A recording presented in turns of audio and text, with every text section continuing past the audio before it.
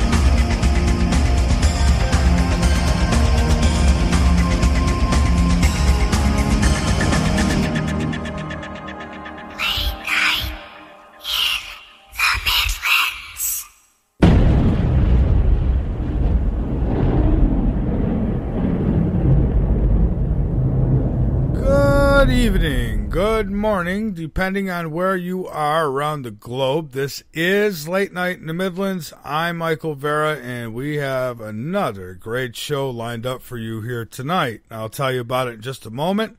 First, the website, www.latenightintthemidlands.com. Go on over, become a member, be informed, and be informed that you are listening to Late Night in the Midlands with me. I'm Michael Vera, and this broadcast is coming at you live from the capital city, Columbia, South Carolina, on the east coast of the United States. That, according to my guest last night, may not be here come December. So we'll see what happens. Folks, couple things I wanted to get into to start things out. We do have a really good show tonight. A couple things I wanted to get into. One is there's a book that's posted on the homepage of LateNightInTheMidlands.com at the bottom. It's called Paper Moon, and the author is Rex Sexton. Now, here's a little background about this. I want you to support this guy, and here's why. Well, for one, it's a great book. I have it right here in my hands. Okay. for one, I had this gentleman scheduled to come on the show, not tonight, but in the past. And he was excited, and he was looking forward to coming on with us and spending a couple good hours with us to talk about the afterlife. Well, unfortunately, Mr. Sexton was diagnosed with lung cancer. And as of right now, he is fighting that disease. And I hope that he is getting the best of it. And you better believe that I sent over some of my advice, because that's all you could do. You could only, tell them what you know, and then it's up to them to make those decisions. But this guy, a great guy, great author, and is going to be a great guest in the future. I told him, here's some information on some remedies. Get yourself better. When you get better, I promise you we're going to have you on the show, and we are going to do this show. So, folks, I'm asking you, if you're interested, and I know you are, in the afterlife and the paranormal, Paper Moon. It's his book. It's on the home page. Go ahead and get yourself a copy of it. Help the man out. He's, again, fighting for his life. And guess what, folks? I'm not getting not one penny of this. I don't want one penny of it. I offered to put his book up on the website. I wanted to help him because that's what we do here at Late Night in the Midlands is, once you make contact with us, you become family to us. And we, anybody, I don't care who it is, even my enemies, if they're dying of cancer, I would help. If they're fighting cancer, I should say, because you never die of cancer, you die of the treatments that they give you, them unorthodox medieval poisonings that they do. And so anyways, the book's there. I hope that, those of you who can afford it, will go and get a copy of it and help this guy out. I'd like to see him become a bestseller. I think he deserves it, not because he's sick, because he's worked so hard, and that's what happens, You work so hard and then something like that comes along, and that's when you find out who your friends really are. And so, I don't know him. I just was going to have him scheduled. I spoke with him briefly and, won me over. So, I want people to support him. Now, on another thing, I was talking in the chat before the show, and I thought it'd make good conversation for a couple minutes about those who work with us here at Late Night in the Midlands. That is Ira, who really, is the brains of the operation. He, if it wasn't for him, we wouldn't have got up and running like we are right now. Not as quickly as we did, and not without so many flaws. Just incredible. So he's done a fantastic job. He is my loyal right-hand man. He is incredible. He just keeps going. It's like the guy don't sleep, which I hope he does, and he needs to take care of himself because we need him around here. But him and his wife Jolene, who both help out. And let me say something. We got also people in the chat room who moderate for us, and I don't talk as much about those people. And it's not because I don't appreciate you. It's just because, I just don't. I don't know. It's, I give a shout out at the end of the show. And, I don't like to make too big of a deal out of moderators because then trolls like to come and test you guys. So, but, we've got a great group of people there too. And let me tell you, it's really hard to find people who you can trust enough to work with. And I have to trust the people I work with because some of them, have vital life support to this show and to the things we do here in their hands. And I know how the trolls are out there. I know how the COINTELPRO work out there.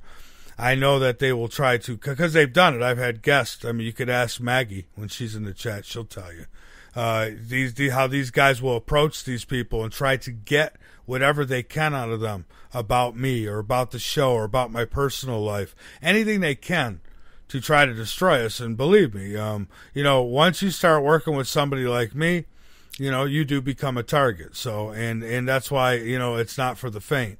And I'm not saying that we get attacked like crazy here, because we don't, because we're so good at combating it. But I'm just making a point that those who do work with L&M are really, really good people. They care. They don't care about just themselves. They care about everybody. They care about the world.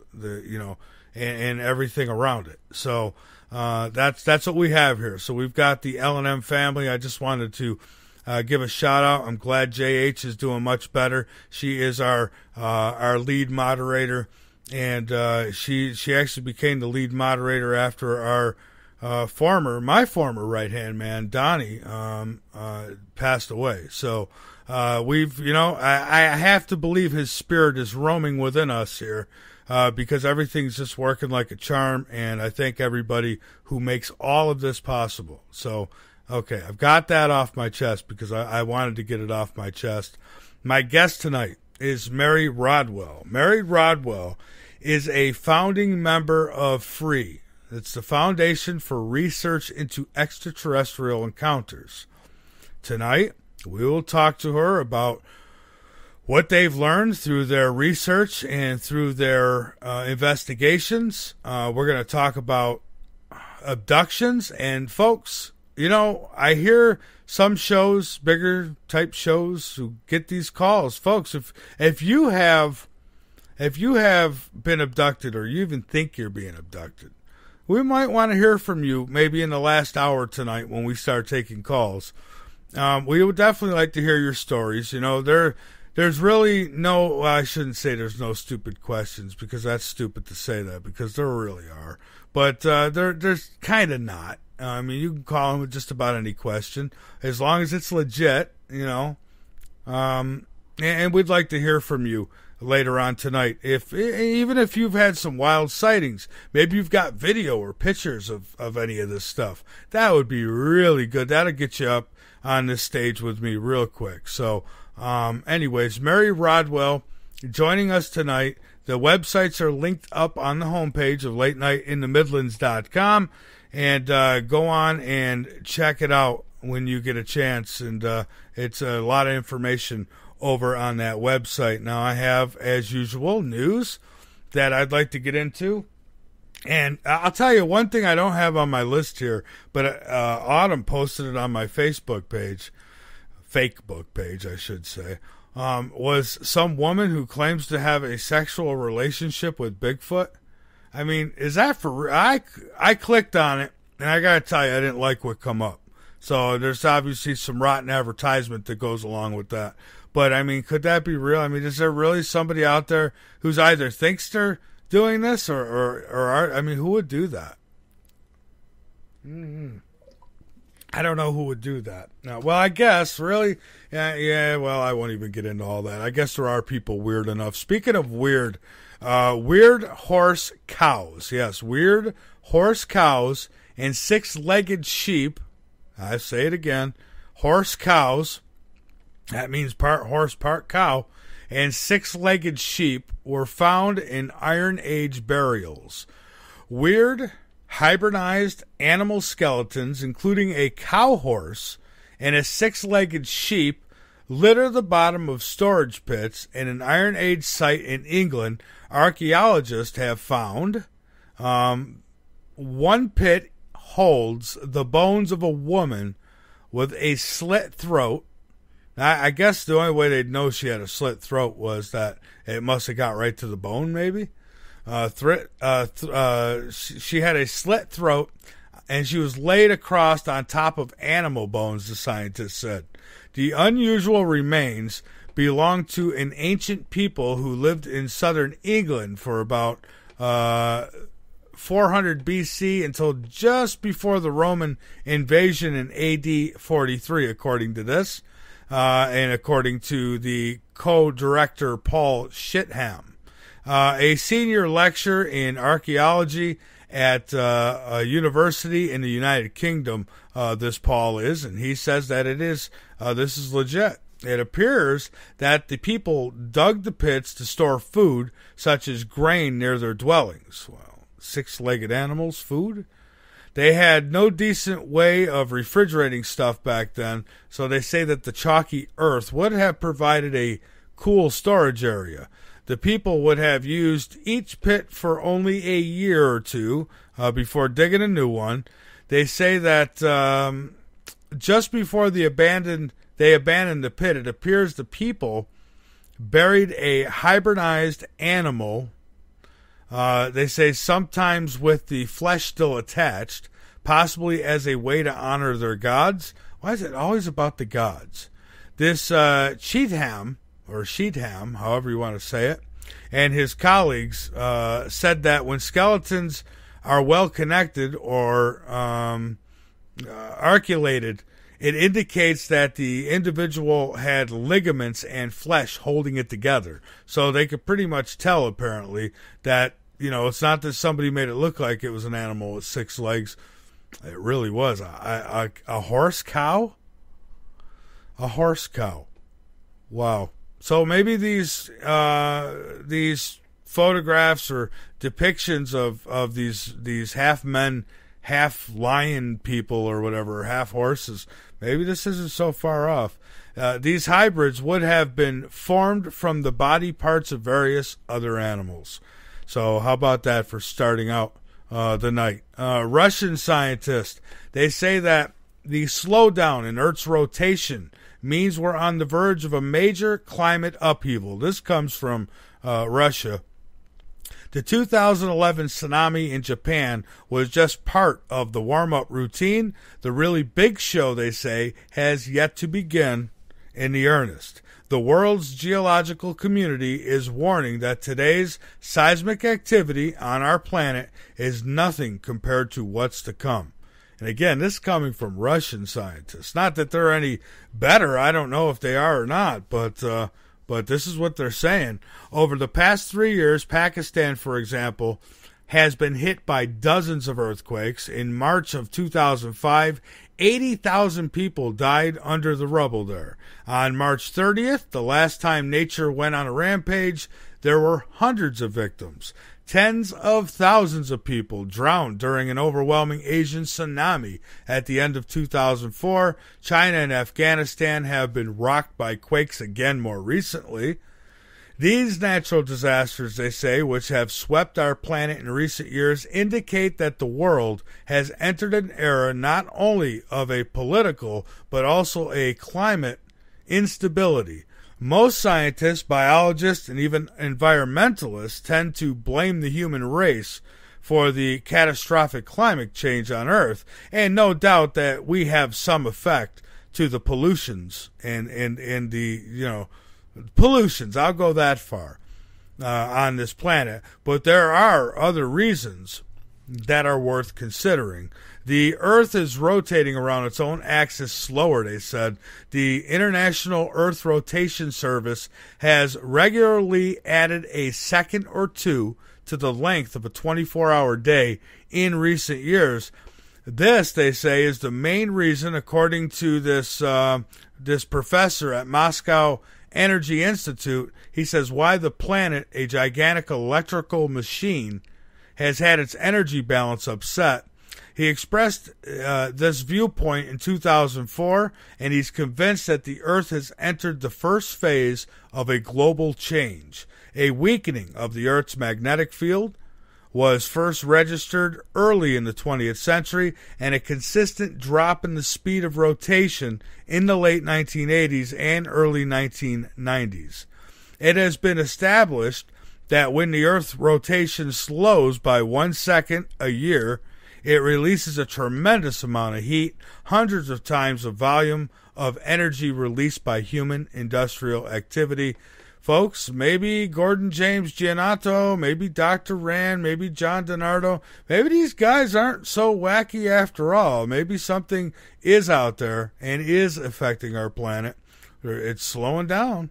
I don't know. There was a movie, wasn't it? The Day the Earth Stood Still or something like that? Well, we might find out what that's really like.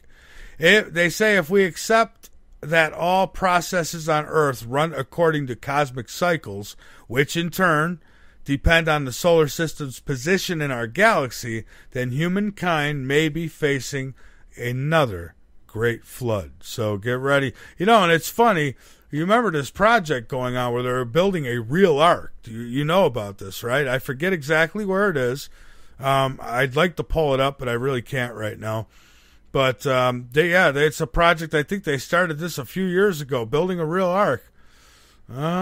Somebody knows something, folks. We're the only ones who are in the dark about this. There's also linked up on News and Discovery a new Planned Parenthood video released, so you can go check that out. Because, you know, we're just conspiracy theorists when we've been telling you for a long time about these Planned Parenthoods and what they're really out there for.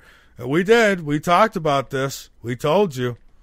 But, you know, we were crazy. Anyways, that's linked up too. If you want to go check it out, these sickos who want to make money off body parts of babies, I really don't even want to talk about it. Just go read it. It's there. Beyond New Horizons, could light sail be the answer for affordable space travel? The Night Sky in August 2015, a crowd-funded project, plans to use the sun's energy as a method of propulsion, flight by light. I watched the video on this. Pretty incredible, but I don't know. It looks kind of weird to me. It's like really like a giant piece of tin foil floating in space. It's a device by which a spaceship could be pushed ever further and faster into the skies by the sun's radiation, just as earthly winds push a sailing ship across the seas. Light sail is one of the most tremendous of technological ideas, they're saying, and there is a video linked up with this. You can go check it out on LateNightInTheMidlands.com.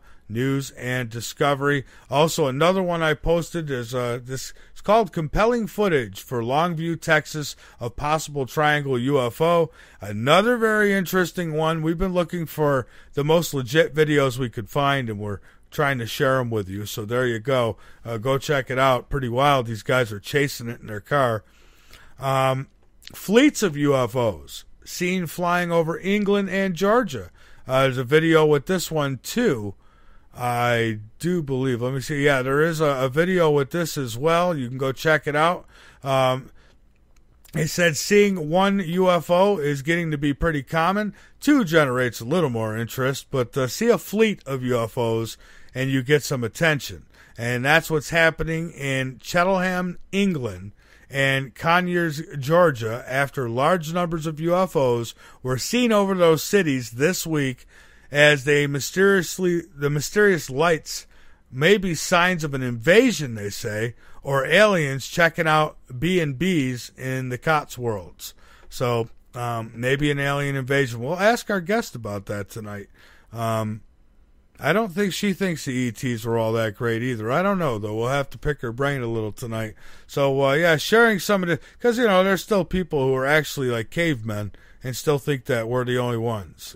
It's just crazy. Hey, Trump's present in the first GOP debate makes prep challenging for his candidates. It says the next week's Republican presidential debate in Cleveland should make for a very entertaining view, as Donald Trump does not hold back at all. He really don't. The presence of Trump, who has in recent days, they say attacked. I don't say attacked. I say pointed out. He pointed out some things about former Governor Jeb Bush, Governor Scott Walker, former Texas Governor Rick Perry, and makes calculations more difficult for these guys. I'm looking forward to it because and man, if we could put a couple more, I could think of a couple more guys that could belong on that stage, and it could get real fun real quick. I want to put David Koss up there. I think he should be up there. I think it would be even better. I want him right in between Bush and Clinton. I want to put him right in between Bush and Clinton, and I want him to explain the Galactic Federation of Planets because, man, I'd love to see their jaws drop. Anyways, we're going to take a break here, folks. When we come back, we'll have my guest with me, and again, Mary Rodwell. Mary is the founding member of FREE, and she's going to freely talk to all of us tonight. So don't go anywhere, folks. We will be back.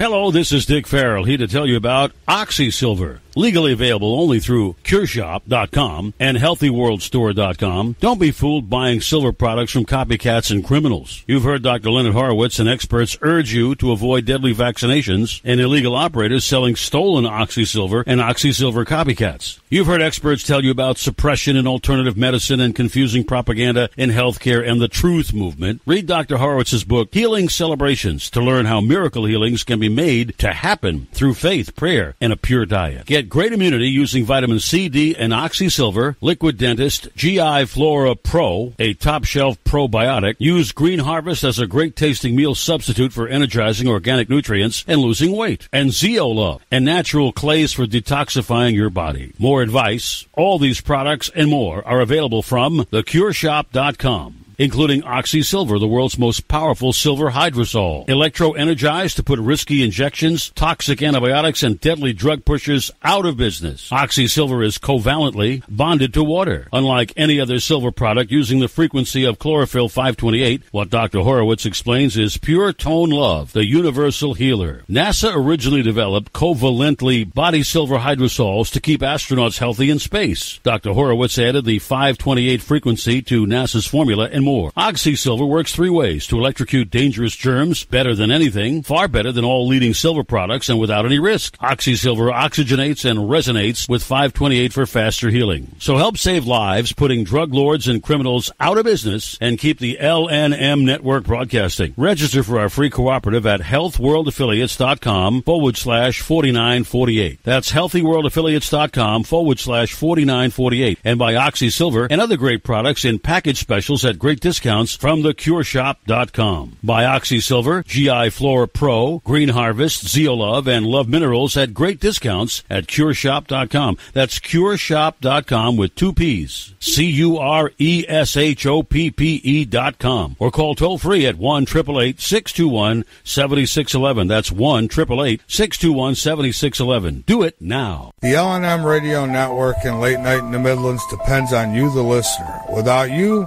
there would be no us. So help us continue to bring you the best guests with the best information, and subscribe today. Information on becoming an LNM subscriber can be found at the top of LateNightInTheMidlands.com. Just click the About Subscriptions tab and become part of the family while helping the truth stay alive. And while you're at it, maybe subscriptions aren't for you. A one-time donation helps as well. Click that donate button on the right side of LateNightInTheMidlands.com and help us help you. Become a late nighter without the late nights. And subscribe now to help Late Night in the Midlands bring you the best guests with the best information. The LNM Radio Network offers a moderated chat room at www.latenightinthemidlands.com. Just click the chat and listen page from the drop-down menu at the top of any page on the website, or click the Listen Live button at the top of the homepage at www.latenightinthemidlands.com. And as we have been programmed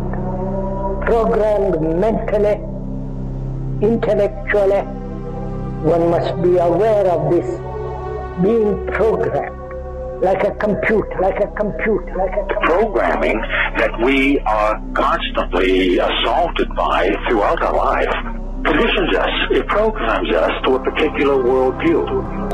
The project is literally the secularization of the world. New secular or worldly order.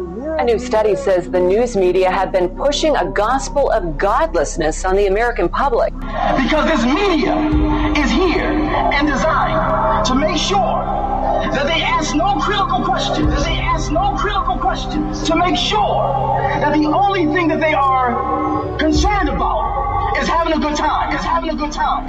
And so that is why today, one of the struggles that you have as young people, that when you want to do different events and you want to talk about real issues, you have the struggle of many of your peers who've been so conditioned in this matrix that they would rather party than listen to the truth. They would rather party and shop and go to the mall than to stand up for issues of justice. They're stuck in the matrix. But you have the responsibility of helping to wake them up. Now, how do we know that there's a God? After having been thoroughly brainwashed. And how do we know that there's a creator? How do we know that there's a creator? You want the truth? Late Night in the Midlands knows you deserve it. That's why we make it easy for you to listen at www.latenightinthemidlands.com. Go on over, become a member, be informed, and by all means, inform others. Folks, we're not your average radio show. We cover everything. Late Night in the Midlands on the LNM Radio Network.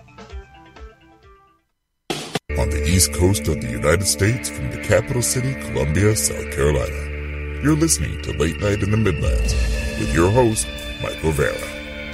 To talk to Michael Vera, dial 803-317-2264 or around the world on Skype.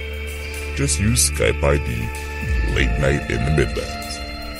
All right, we are back. This is Late Night in the Midlands. I'm Michael Vera, and folks, you know, I know that song is more for, it's got a different meaning, but you know, if you've spoke to the amount of people that I have, you'll find some people who think that it's a blessing that they have been abducted. Some people think that it's, you know, oh, it's okay, it's a reason, I don't mind them using me, blah, blah, blah. Well, there's other people that it literally destroys them. I've talked to those people too. And so, you know, and in my opinion, it's kidnapping. I don't care who's doing it. So, but anyways, we're going to get our guest on here. The website, latenightinthemidlands.com. Become a member, be informed, and by all means, inform others. Mary Rodwell, again, is a founding member of FREE, that is the Foundation for Research into Extraterrestrial Encounters. She is a counselor, a hypnotherapist, ufologist, researcher, metaphysician, former registered nurse and midwife in the UK. Mary is also the founder and principal of ACERN, Australian Close Encounter Resource Network, and is recognized internationally as one of the leading researchers in the UFO and contact phenomena. She is the author of numerous articles and a book entitled Awakening: How Extraterrestrial Contact Can Transform Your Life. And we're going to welcome her to the show, right about now. Let's see here. All right. And let's do it. All right. So we should be all right, folks. Let's see how things go. Good evening, Mary. I welcome you to Late Night in the Midlands. We are live, and thank you for joining us tonight. It's a pleasure, Michael. Well, it is. The pleasure's all ours. I look forward to talking to you tonight. The extraterrestrial topic never, ever bores me. I think it's one of the most important subjects that needs to be talked about. And so I'd like to start out maybe with a little background, if you wouldn't mind. What got you going down this road into the extraterrestrial rabbit hole? Well, I started out very normally as a nurse midwife, but went into counseling about 30 years ago. And as you know, in counseling, you get a very broad range of human experience, right through to the very normal experiences to people who have paranormal experiences and are trying to understand them, particularly if they've lost someone close to them and they feel they may still be around, and often have, rather strange experiences that prove to them in some ways someone they've loved is still, still there or they can feel them, or they feel they've been left messages. So in that sense, I sort of was desensitized, if you like, to paranormal activity, including the fact that I've always been interested in the strange, weird, and wonderful anyway. So, if there was something weird, I've usually got a book on it. So it seemed to be that I was leading 20 years ago to the very dear gentleman that walked into my offices and said, look, there are support groups for everything, but for this, they just think you're a loony. And he proceeded to tell me about his experiences going on spacecraft, waking up with marks on his body, shaved areas, And the fascinating thing was that his whole family were experiencing it too. So this couldn't be put down to fantasy or hallucination, because his partner and the 2 children were experiencing it as well. So if you like, that was how my journey started in this very interesting realm of extraterrestrial encounters. Very interesting indeed. You researched now, is it over 2,000 cases? Actually, it's 3,000 now. Wow. And I get access from people all over the world, from as far afield as Uruguay and Alaska, to Poland, to Turkey. And what's interesting for me is whatever the information is that they're getting about my work, whether it's through presentations or my website, it doesn't seem to deter them, the fact that, that this is their second language. Somehow or other, they still feel the need to write to me and tell me about their own experiences or those of their children.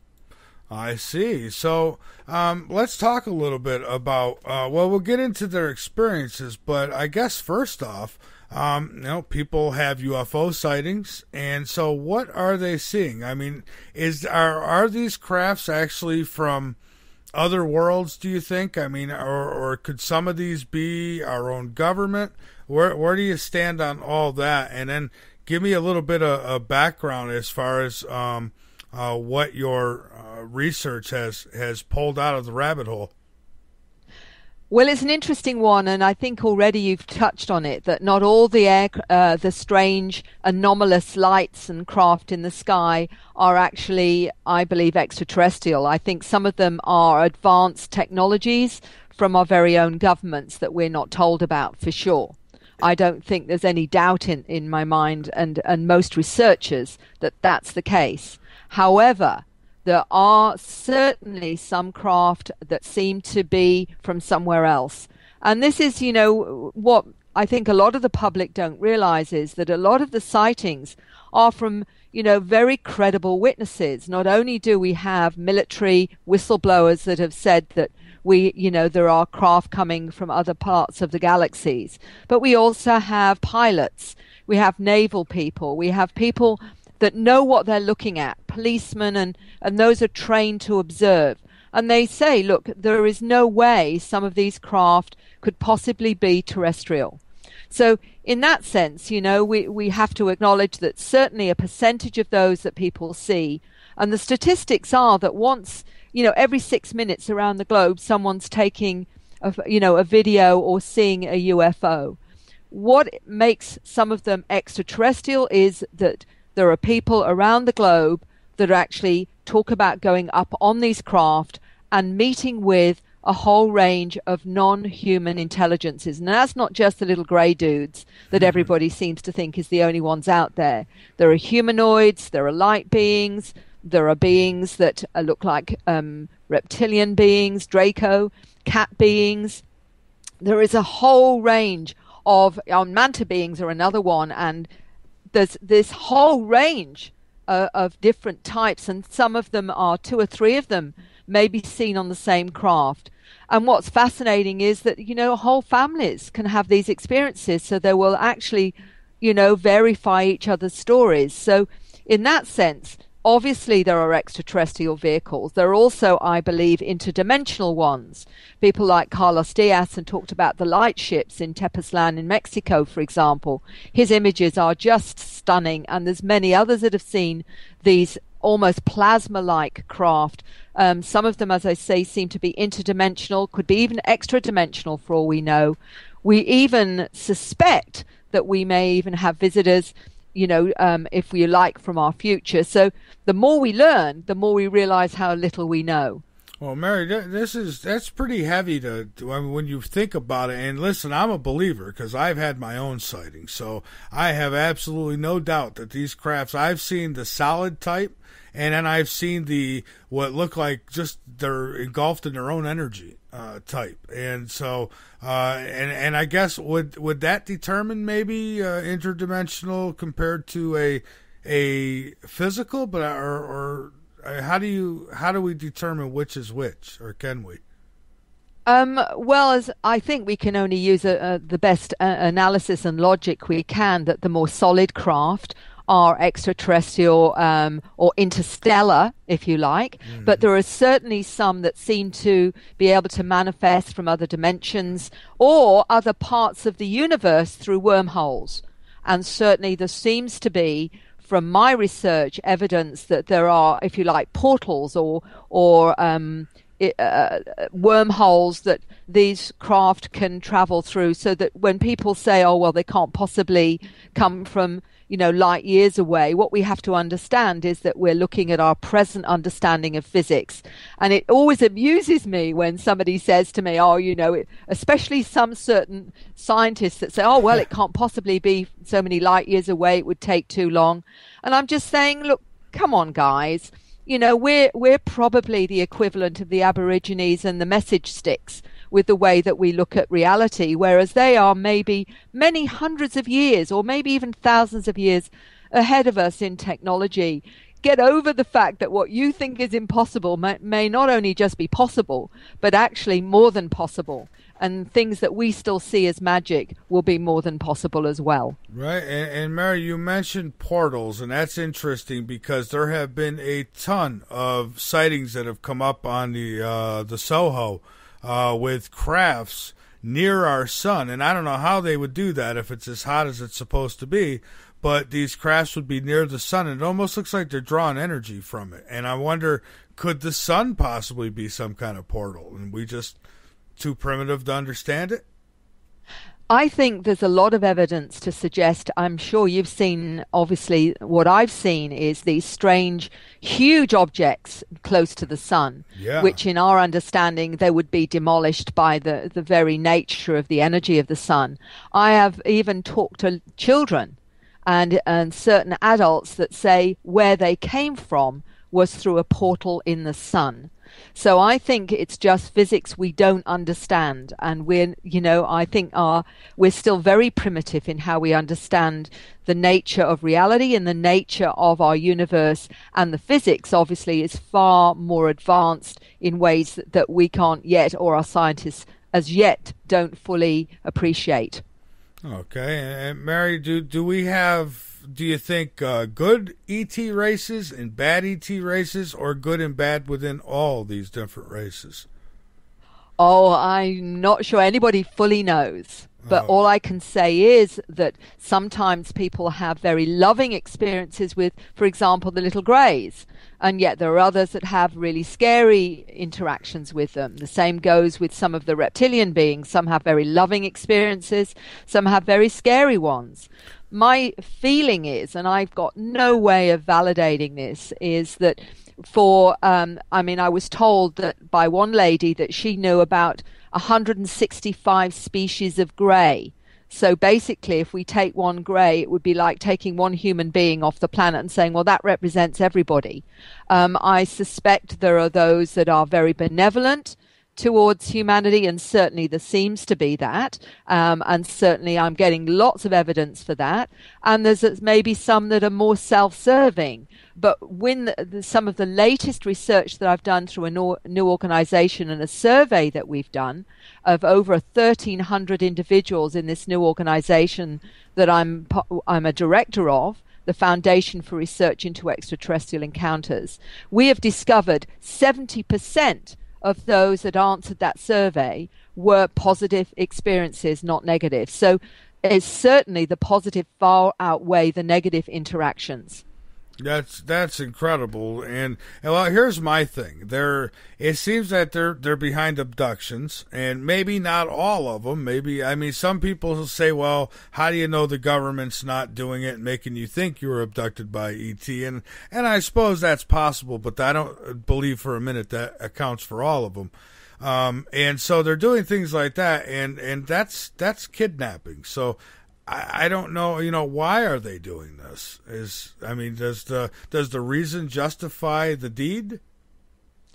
I think it's a very complex one, and certainly I do know from my research and from those that have had experiences with what we call MILAB, that's the military abductions, where they emulate it to make it look some of the time like it's extraterrestrial. There's certainly quite a percentage that are involved, this covert agencies, the military in bases. There is no doubt in my mind the most traumatic are those that come from MILAB. Whether, people want to hear that or not, that's our own people doing it and blaming the ETs. But having said that, there are obviously some that are traumatized by their extraterrestrial activities as well. And some of those are often traumatized because they haven't fully understood what was actually going on. And what I've found with hypnosis is when they understand, often there seems to be from that individual, some of the time at least, an understanding that this was part of a deal that they've made on some level. Now, that might confront a lot of people to hear that, but I don't make up the rules of the research. What I will do is ask, when they're in hypnosis, has there been any kind of understanding between this individual and the beings? And sometimes they will say yes. So make of that what you will, but that's how the person will interpret it in that state of the subconscious state. So in some cases, it does seem like there is an understanding going on. But from what I can understand about the MILAB, that's a completely different story. So as you can hear, Michael, it's actually really, really complex. And I think we just have to be very careful about making assumptions and trying to work this out from limited information, because at the moment, it is still very, very limited. I agree. And so what have some of the abductees, what have they said? I mean, because I've had those who have come on the show and they said that, there are certain messages they might get or reasons. Now, as far as making a deal, now I hope we're not making a deal when we say, so like I'll go outside sometimes and say, come on, abduct me. But, is that an agreement? Are they going to come and do it because we've said, I mean, that's, people watch what you wish for. Right? Look, because it's complicated, one of the things that I know a lot of people have ambivalence towards hypnosis because they feel in some way that it isn't as credible as, conscious recall. First of all, I will say that Dr. John Mack, who wrote 2 books on this as a professor of psychiatry at Harvard University. One was Abduction, the other one was Passport to the Cosmos. What he discovered was that often the information we gain through subconscious information or subconscious recall is far more accurate than conscious recall. And his reasoning for this is that the conscious mind edits out anything we don't like or we think can't possibly be real, whereas the subconscious isn't bothered about anything to do with that. It doesn't analyze it. It just records the information. So when I'm working with someone in that state, I'm actually talking to the subconscious that records it all. And the whole information is often quite different to what the conscious recall will be, or the flashbacks, or whatever. And there does seem to be, with many people who have encounters, that they have some connection to the beings that pick them up. And this isn't just the greys. This is, different ones like the mantid beings. There are lion, feline beings. There are a whole range of humanoid beings. And they say they're like family, that they have, if you like, agreed to come in human form to help this planet shift and change and grow up, if you like. So their understanding becomes quite different from what it was on a conscious level. They're actually saying that in some way they're connected to many of these beings, but they've come in, if you like, as almost an undercover agent, if you like, not in a negative way, but more in a way to help these intelligences understand where we're at in terms of our technology, the way that we operate, so that we can start to grow up sufficiently to become part of what they say is a galactic community. So that's some of the information that seems to be overwhelming in terms of those I work with. I see, and now some say they claim anyways that when they're subconscious or they're having some kind of regression done, that they're being guided. But in fact, you don't guide anybody. You simply how exactly does it work so people get an understanding? You don't say, "Tell me about your alien abduction," right?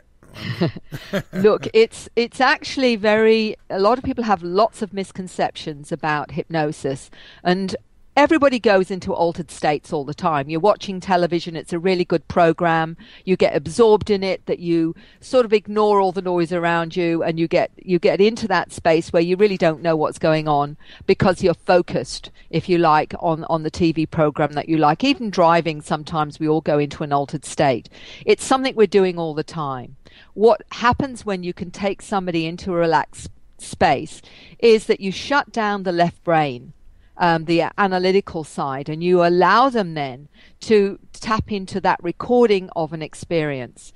My job is just to keep them on track. It certainly isn't to tell them what they should see or not see. If they've had missing time, for example, and they may have gone on a journey that took them twice as long as it should have done, they may have seen some strange lights and then wondered why they arrived at their destination 2 hours later than they should have done, I would start off with taking them back to that experience and saying, okay, so tell me what you're seeing. And they may say, well, I'm seeing these strange lights. It looks like a helicopter. No, it's not a helicopter. Looks like a train. No, it's not a train. Then all of a sudden they'll say, it's a spacecraft and it's right in front of me. So I'll say, what happens next? I'm not telling them what happens next. They're telling me what happens next because they're going back to the recording.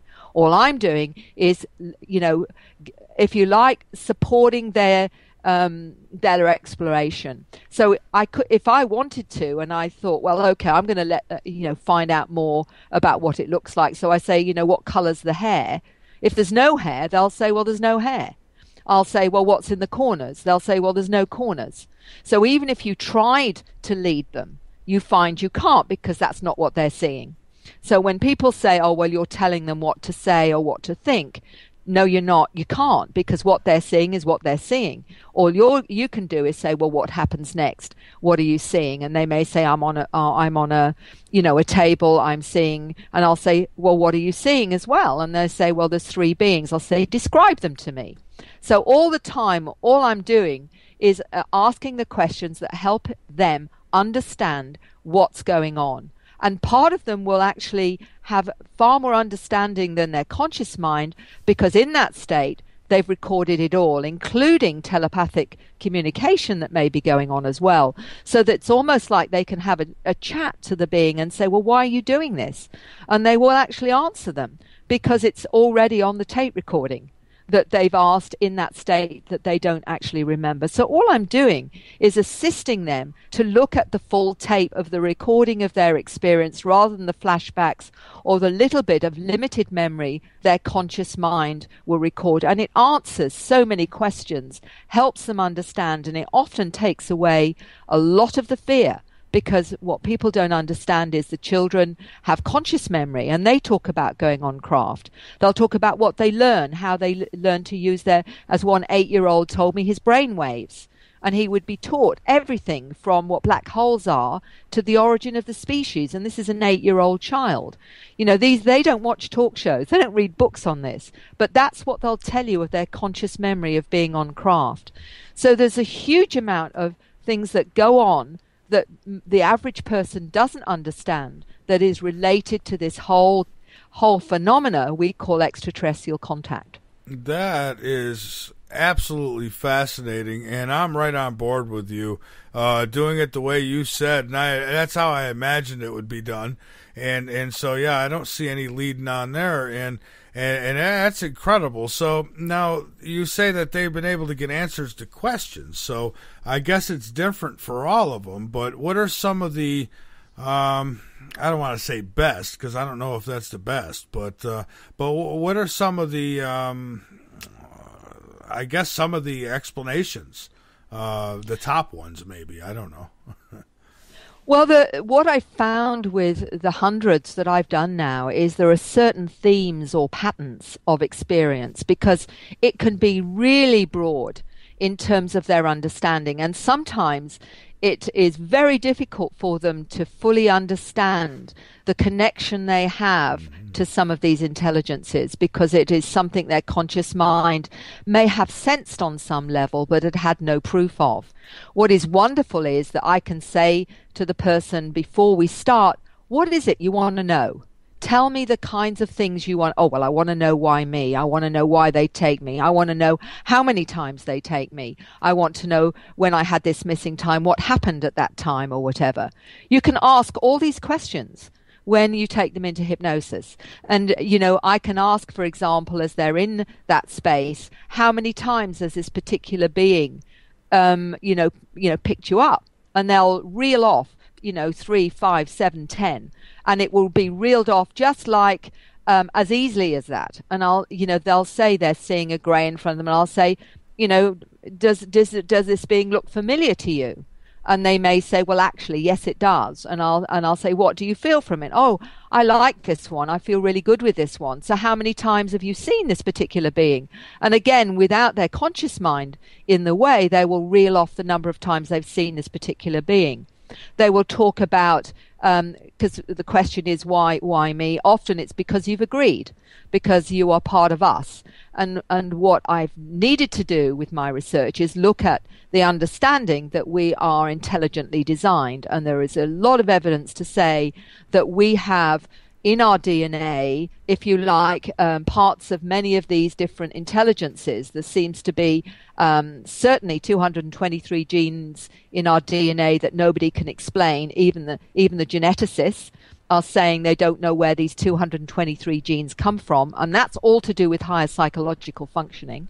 Then we've got, the fact that there has been alterations to our genome, that other geneticists have, whistleblower geneticists have said, look, there's no doubt we're intelligently designed. And that there seems to be that the gods of old were the ancestors, that they came and not only interbred with us, but also gave us some, their genetics as well. So what the people that go into regression say is that this particular origin is, I'm from maybe the Pleiades, or my origin is from Orion or Arcturus. I've got a little 8-year-old that told me quite comfortably that his family are the mantid beings, and that's his real family. He's got a human family, but his real family, and when he goes up on the craft, he is actually with them. So here is this strange mantid ant-like being that he feels is part of his family. And he will say, I go up there and I learn from them. So this completely shifts our understanding of an us and them, but actually showing us that our origins and our connection is far more intimate and far more complex than we as a conscious person understand. That's incredible too. Now, I wonder if on like other planets, because I've heard descriptions of ETs that look like praying mantis, some that look like ants, like you had just mentioned, and I wonder if like on some planet, if there's little bugs that look like us. If all that biology is, I don't know, just spread around the universe like that, where, you could have, like the Greys, they kind of remind me, when I look at a Grey, it kind of reminds me of the praying mantis, if you've ever looked at one of their heads. And so I wonder if there's any, common denominators, like you mentioned the genes and such. And so I wonder how far back they go here on Earth.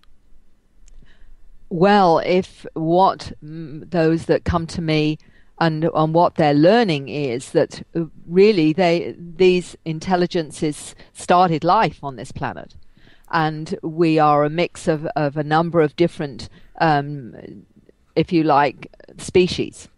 And that goes from, we've got a reptilian brain, for example. So we've obviously got a bit of reptilian in us. We've also got a bit of different types of humanoids as well. So I think they probably all feel that they've got, if you like, some kind of stake in humanity. This seems to be something that's coming through all the time, and that we've been progressively upgraded as we've evolved. And this seems to be what's going on now, is that those that have experiences it seems to go through genetic lines. So what we understand is it's intergenerational. So when someone comes to me and tells me they've had experiences, I will ask about their parents. I will ask about their grandparents. Were they just a little bit different? Were they a little bit more psychic? Were they were they a little bit more aware? And many of them will say, oh yeah, my granddad always was very fascinated with UFOs and he always seemed to sense things, or my grandmother was quite psychic and she said that she saw UFOs. So you see the link. You see that, and each generation seems to be that little bit more aware. And the new children coming in that I talk about, I call them star kids, but there's a lot of people that give them different names, to indigo children, or rainbow children, or crystal children, all these different names metaphysically. What I'm seeing is that they often come from families that have had some kind of ET encounter or UFO experience of some kind. And what is fascinating is they seem to be an upgrade. And I'm working with a couple of scientists that actually agree that these are, if you like, part of a new type of humanity, a more aware humanity, and a humanity that has more abilities and more understanding and more connection to their multidimensional nature, which means they're more, if you like, in everyday terms, more psychic, more intuitive. Children that are parents will say to me, my child talks about seeing energy fields. They talk about seeing spirits. They say that they've got guides that help them, and some of them are blue colored, and some of them, are not looking human, but they're family. So the children are perceiving a broader, multidimensional reality than the older generations. I call us the old models, Michael. You know what I mean? We need a little bit of an upgrade too, and I suspect that's what's going on to a certain extent. Well, maybe the technology is actually for us, and these new ones, they don't really need it. So is there a lot of this new? I guess what would you call it? Hybrid? Well, there's apparently the hybrid's a bit different, but the very interesting thing, in my presentations, to give you an idea of what these scientists that I've been working with are saying, Dr. William Brown is a molecular biologist, and what he told me was this. He believed that genetic modification is occurring right now in utero and is producing a new human. The hybrids, he said, are altogether a new species of human. And he said this is shown by the exponential increase in autistic, ADD, indigo children, and was talking about the genetic architecture allows them to see the world in a multidimensional fashion. And he says research would show dormant genetic regions are being integrated into the biological system, and this is occurring in all of us to produce expanded awareness, brains working faster, access to more information, learning is much faster, and he said, I believe they already know what's being taught. So this is how he encapsulates what he believes is happening to our children, the new generations. I see. Well, and it makes sense. It does, in a sense, it makes sense. But what does it all mean? I mean, what's gonna, be the end result? Now, some think that they're ready for some kind of invasion, and of the human race, and then there's others that think they're here to save us, and I'm not sure. I'm kind of wondering who's covering it up more, our government or them? Well, it's a good question. I mean, and it is confusing, and I think there's a huge amount of disinformation on the net, and, from all sorts of different conspiratorial theories to, is it the government, is it the ETs, and what have you.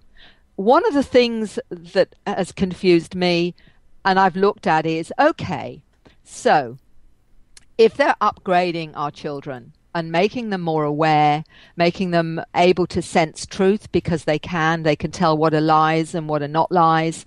They're able to see from your energy field whether you're speaking honestly or not. They're able to tune into thoughts. They're able to actually work with energy. These children are all around the world. In China, they're called China super psychics, and they can actually move things with their mind. They can, which is called telekinesis.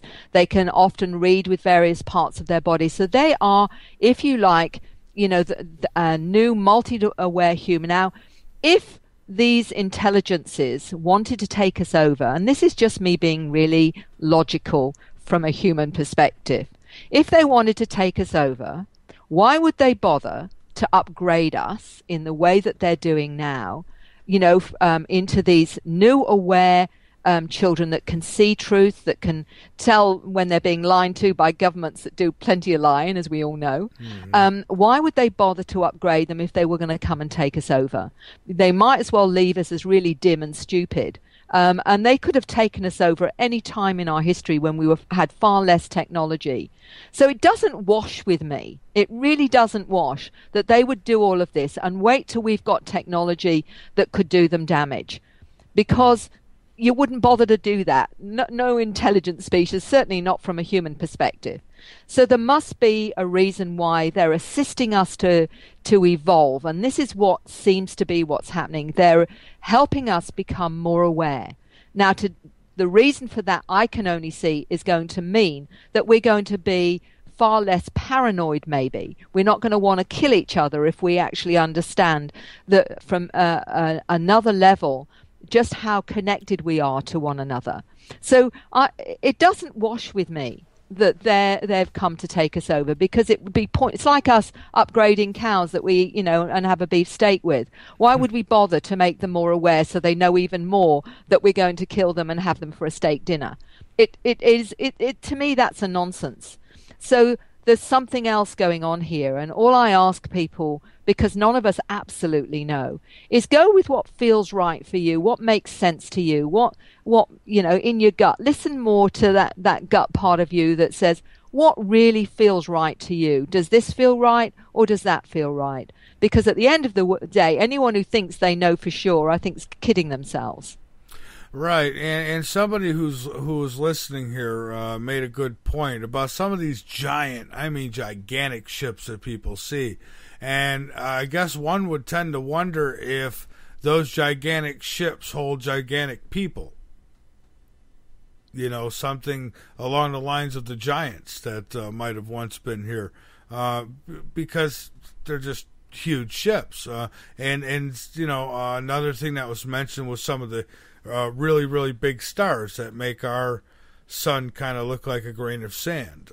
So you wonder if those systems have even larger people, and maybe could account for some of the giant talk that goes on. People say that there's been giants. Now, I don't know for sure, but I've had some pretty prominent people who have told me that they found bones of these giants. So any word of giants in any of these abductions? Not that I've heard of, but there are certainly beings that have been 8 or 10 feet tall that people have seen. Certainly there's been giant bones found around the globe that generally are hidden or hushed up. We all know that that's the case, and that were giants on this planet that are mentioned in a lot of the religious texts and what have you, even in Australia. The more renegade archaeologists talked about giants in Australia as well. So I've got no doubts that there are humanoids that are a lot bigger than we are, and maybe that's what some of the larger craft are, or maybe that there's just a lot more beings in there than because a lot of them maybe have the capacity to have these large numbers of beings. I mean, we also know that there are strange shaped skulls being found around the world. Yeah. And, they tried to say that these strange shaped skulls were due to binding, a way of primitive peoples binding the heads, until they actually found fetuses with the same shaped skulls. So, we know that some of the pharaohs had these strange shaped skulls, and, the pharaohs always said they were descended from gods. Well, there was a lot of interbreeding going on, and a lot of the ancient texts talk about this, that the gods interbred with man because they found man, beautiful, or they found the women of man beautiful. So, it's all there. The trouble is that the government still don't admit, and the archaeologists and the anthropologists still keep with the old mandate, when in fact Akhenaten, they found that in his genetics that he had a strange, when they actually looked at his DNA, he had something in his DNA completely different to the other DNA of the pharaohs, and that this meant he had a higher a bigger cranial capacity, which they can't explain, and that even his bones were different to the other skeletons that they'd found. Again, evidence there was high strangeness or anomaly that suggests, again, that we've been interbred with a number of these different species. And, you know, for me, it's a done deal. There's just too much evidence to say that that we were just one pure species. I actually spoke to someone who worked with Dr. Francis Crick, the co-founder of the DNA Molecule, and he was a scientist that worked with him that I met in Adelaide in Australia. He's in his 70s now. And he said those 223 genes in human DNA, Mary, no other species on this planet has them, just human beings. So that in itself, what is that telling you? Yeah, it tells me a lot. Now, what happens, I guess, okay, if the ETs aren't going to take over, and I've often said myself that I don't feel threatened by them because, for one, I've had a sighting, a close sighting, and I ran underneath this thing, and it didn't do anything to me, and they haven't done really, you know, they're not bombing the planet, we're bombing the planet. I guess I wonder what the objective, the overall objective is going to be. Are they going to finally disclose?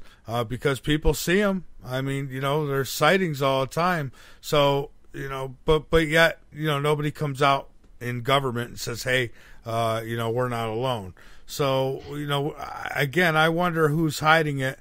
And if they are the ones covering it up, I wonder why. I mean, it's a good question. Yeah. It seems quite ludicrous to me with so much footage now, so many amazing photographs of different craft and what have you. And plainly, some of them, you know, are secret, you know, our own, but some of them certainly are not. The mere fact that alone, when you see some of this footage, you know, it to me, you know, it's a done deal. But what for me is even more powerful is the numbers of people that are coming to me, telling me they've had encounters. Now, just to tell your listeners, I get clients coming that are lawyers, doctors, nurses, psychiatrists, scientists, politicians, media people. John Lennon talked about seeing a craft in New York and actually was given a metal egg, which he actually ended up giving to Uri Geller because he didn't want them to come and pick him up again because he said, you know, he was afraid they'd come back for the egg or whatever. So what I'm hearing here is there's a whole range of individuals, you know, credible individuals as well as housewives and farmers and small children that are talking about their experiences with these beings and feeling very connected. Many of them feel very connected to these different intelligences and what have you. So what is that about? What the patterns seem to say to me is that we as a species are being upgraded into a place where we can maybe, through our, you know, acceptance of this reality, become part of this community, this galactic community. This is what I'm hearing. But if we're waiting for disclosure from the, you know, the governments, I think we'll continue to wait. I call this disclosure from the ground up. And many of the scientists now are coming out and saying, I've had these experiences. And that's what I talk about, is the stories of encounters by very credible people that are actually talking about not just the fact that, you know, that they're changed, but they have had out-of-body experiences, astral traveling, near-death experiences. They're seeing a range of beings, and they describe them. They also say that they've been taught amazing understanding of new physics. So they have downloads of mathematical information. They have downloads of the true history of our species. And this knowledge is being downloaded to people of all ages and all cultures. People who've never studied physics suddenly finding out they understand high physics and not knowing other than the fact that that has been put into their head. Now, why would any species do that unless they're preparing us for some major shift in our understanding and our connection to them?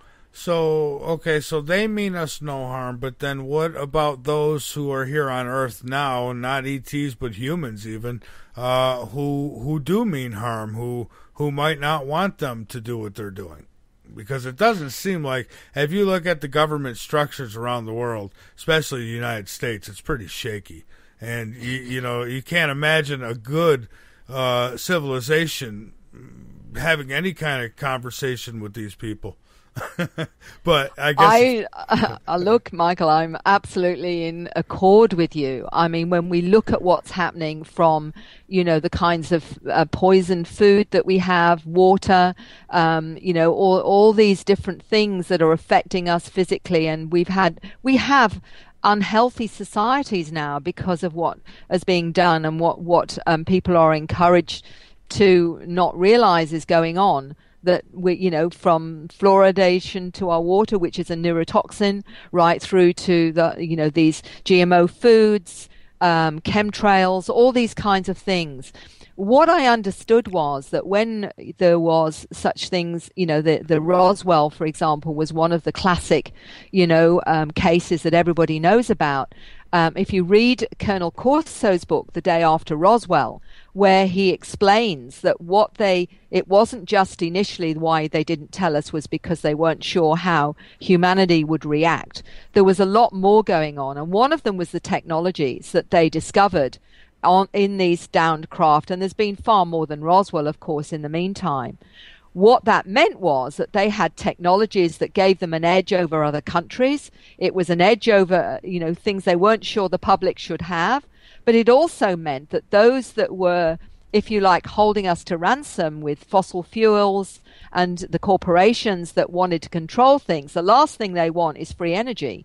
The last thing they want is technologies that will help us, that will make us less dependent on governments, less dependent on corporations and drug companies and what have you, because they're ruling the roost. So that, all these things that could have been made available have now been kept under wraps, and we're drip fed the odd bit of technology, whether or not it's, Teflon came from Downcraft, fiber optics, all these digital chips, all of these things were slowly fed to us. And Colonel Corso talked about him being given these technologies and they would reverse engineer them and give them to certain corporations. I think when the public actually finds out, and this is what the government doesn't want them to find out, is they're going to say, how dare you keep this from humanity when we have been using and polluting our planet with fossil fuels, when we didn't need to do this 50 or 60 years ago if you'd given us these technologies. I think that's the reason they don't want people to know, because can you imagine what the public's going to think when they realize how long they've been lied to, and that we could have had these technologies and these even healing technologies so that people don't die of cancer? I agree 100 million%. I agree with you. That's always been my thoughts, is that it's got to do with the technology. And certainly when it comes to big pharma, we know that, these gangsters, you can't get in the way of their money. And if you do, things happen. So yeah, I've said this, we haven't had to be burning fuels and doing the things we're doing that are hurting this planet drastically hurting this planet.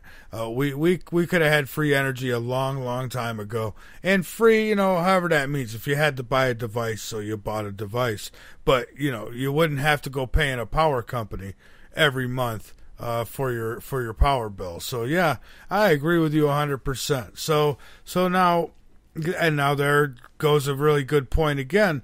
I know that the United States government, I don't look too highly at them right now, and I could see them wanting to stop something like an ET civilization sharing that kind of technology with us. So how do we get by that, or how do they get by that? I think they're doing a very good job at getting by it by actually contacting the people themselves. So they're downloading the technologies. I have a 9-year-old that spoke to me from the US, and he told me not only where he's from. He said he came into human form, but he was from a planet called Orion. He said he used to work with advanced technologies, and he explained to me that he understands in how things work in the same way as Nikola Tesla did. He said, I'm like another Tesla. what he's saying is that he remembers a lot of the technologies from where he's from. Now, this is a 9-year-old. I got a 16-year-old that told me he knows how to build interstellar craft. And I said, how do you know? He says, because I remember from my past life where I used to do that. But the adults are having this information downloaded. They call, one little 8-year-old called it knowledge bombs. These are adults that have these complex information downloaded, and they will get information or a complete understanding of everything from higher physics right through to understanding the nature of what a black hole is. I mean, it's stuff that they have never studied, but they will suddenly find themselves extremely able to understand it. And this is how they're doing it. They're saying, right, we're bypassing the self-serving individuals that are ruling this planet. Let's face it, it's pretty self-serving in every government around the world, as well as the corporations and the banksters. Everybody knows this. Yeah. You don't have to be a brain surgeon to work that one out. So people are waking up. They are seeing this, and those that are waking up are finding that they've got access to this information, and it's being made available through these different intelligences. Some of the children get taken up on the craft as well as the adults. They're shown things on huge screens about what we're doing to the planet and what we need to do to change it. And, they find themselves suddenly very passionate about the planet and ecology, and they may have even shown any interest in it prior to that experience. Afterwards, they are totally focused on wanting to do something for the ecology. Many of them change their lifestyle. They no longer are interested in money. They're no longer interested in materialistic values. Many of them want little simple lifestyles and go and find themselves some kind of, little rural place somewhere where it's quiet. So what people don't realize is that this experience that they have becomes totally transformative in the way they see the world, when they see what's important and what they want to do for the planet. It's almost like they have this great wake-up call, and it's now, I can smell the roses, and this is not okay. We have to change it. So it's coming from the ground up. And this is happening globally, and this is what I'm seeing. That is fantastic, and I hope that is what's going on. And I know people who claim that they have been in contact, the contactees who have, and it brings me again. I don't mean to keep dwelling on the evil part, but not with the ETs, but more with the human race.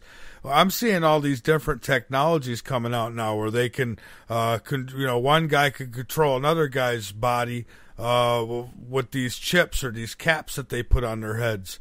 And they're figuring out more and more of how to, they say that won't be long, they'll be able to put a chip in the brain, and that they'll be able to, whatever you want to know, you'll be able to upload it into your mind. And I wonder, where are they getting these technologies from? And, I don't really trust them with these technologies. I think you're exactly the same as I am, Michael, on that one. I believe that they're trying very hard because those in the know about what's happening. They know that our children are becoming more and more aware, and they know enough to actually, and they have picked these kids up, and they are using them for their own ends. What they realize is that these kids, and certainly some of the adults, can actually affect technology, can actually send their own frequencies to, if you like, switch it off. So they're trying very hard while we're still in this flux to try and those that know about controlling people, whether you call it mind control or whatever it is, and I believe there's no doubt that's going on as well, is that they're doing their best with humanity at the moment, and I'm talking about human beings here. I'm not talking about the ETs, that actually are finding ways that they can control us before we wake up enough to try and sort it out for ourselves. I think there's a deliberate program there. And I'm not naturally a conspiratorial, a conspiracy theorist. Believe me, it's been a really big wake-up call to find out my own species wants to harm its own species.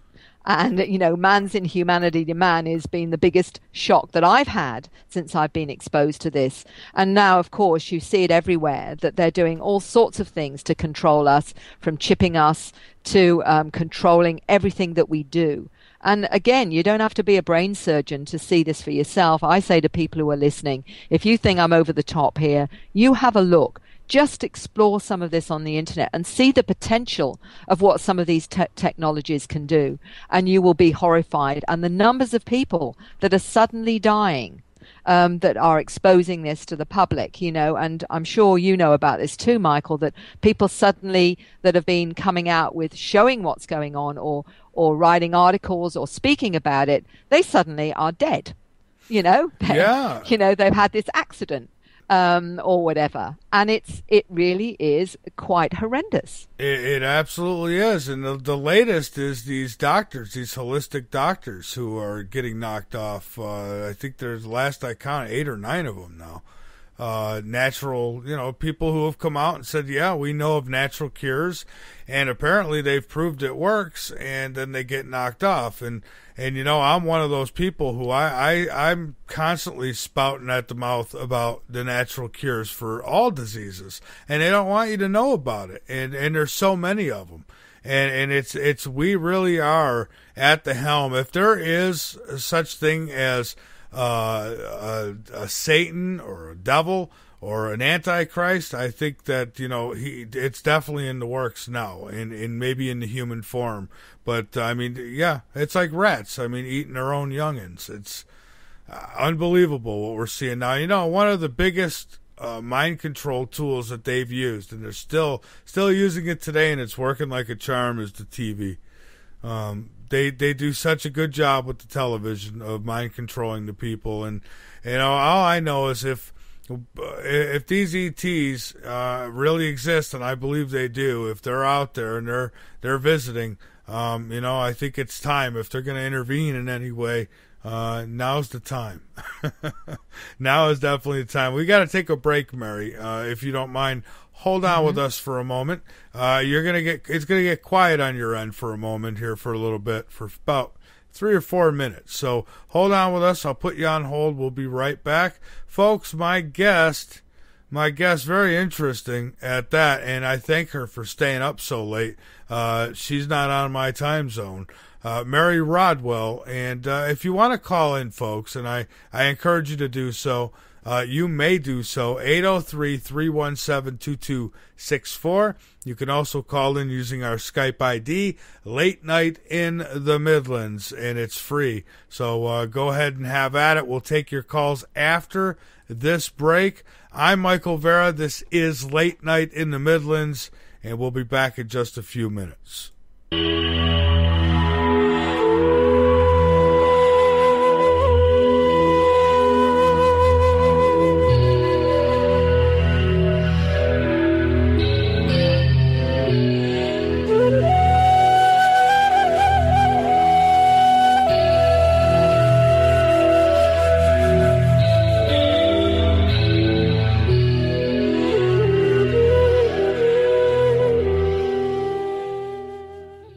Want the truth?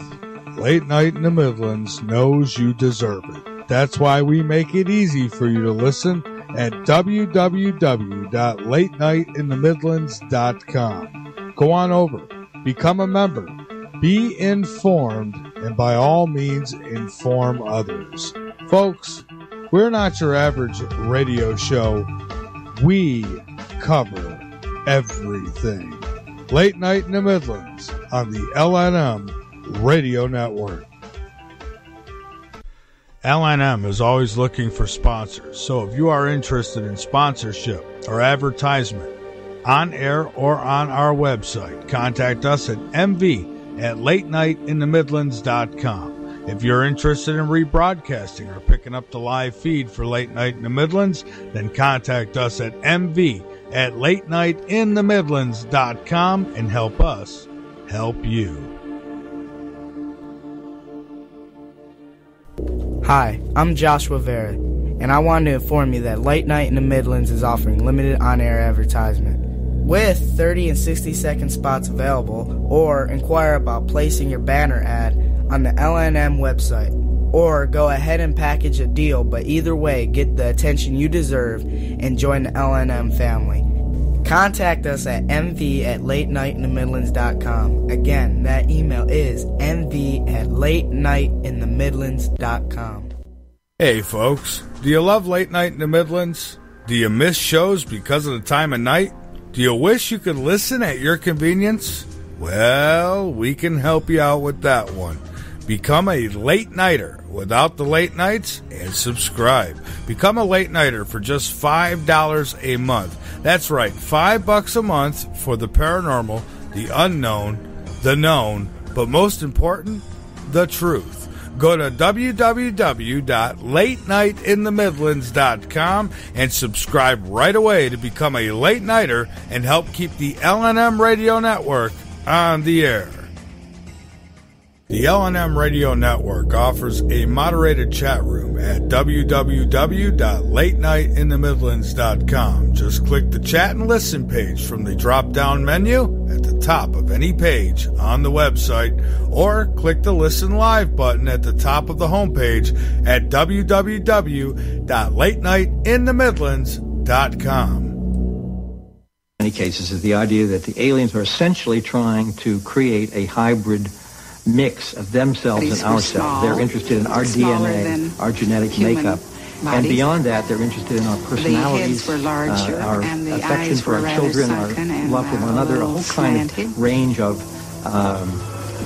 what we think of almost the most human characteristics we have emotionally. We have to face up to reality that, for example, the UFO phenomenon is a real phenomenon, no question about it.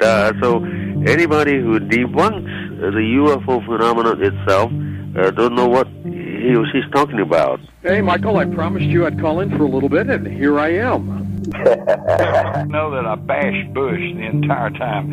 I wasn't even allowed on Coast to Coast there for a while because I was told not to talk about Bush.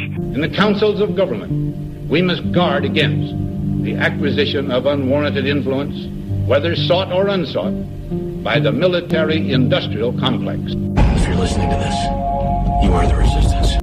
Late Night in the Midlands. We cover everything.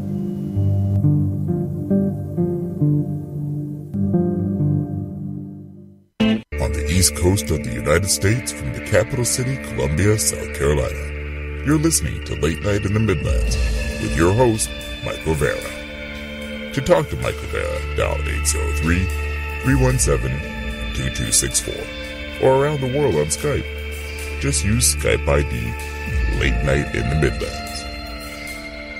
Yeah, that's that easy, folks, and we will open lines now for anybody who wants to call in. If you've got questions or comments, maybe you've got your own story you'd like to share with us, you've got about another half hour to do so. So why don't you call in now at 803-317-2264. Again, the number is linked up over on the website, so very easily accessible to you. If you decide you got a question or a comment, become a late nighter.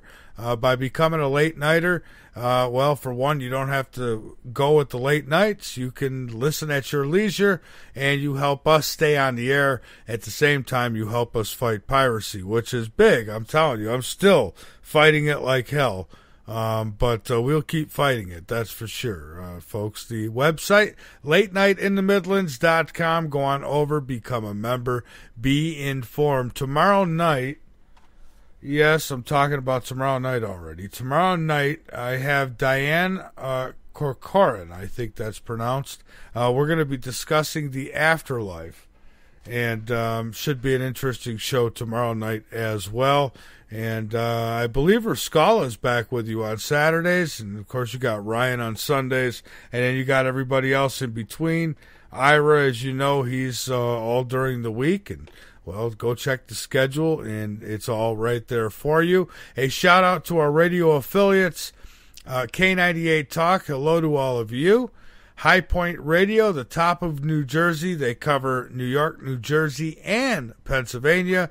They do it on 100.5 FM and 1700 AM. And, of course, the Dark Matter Radio Network.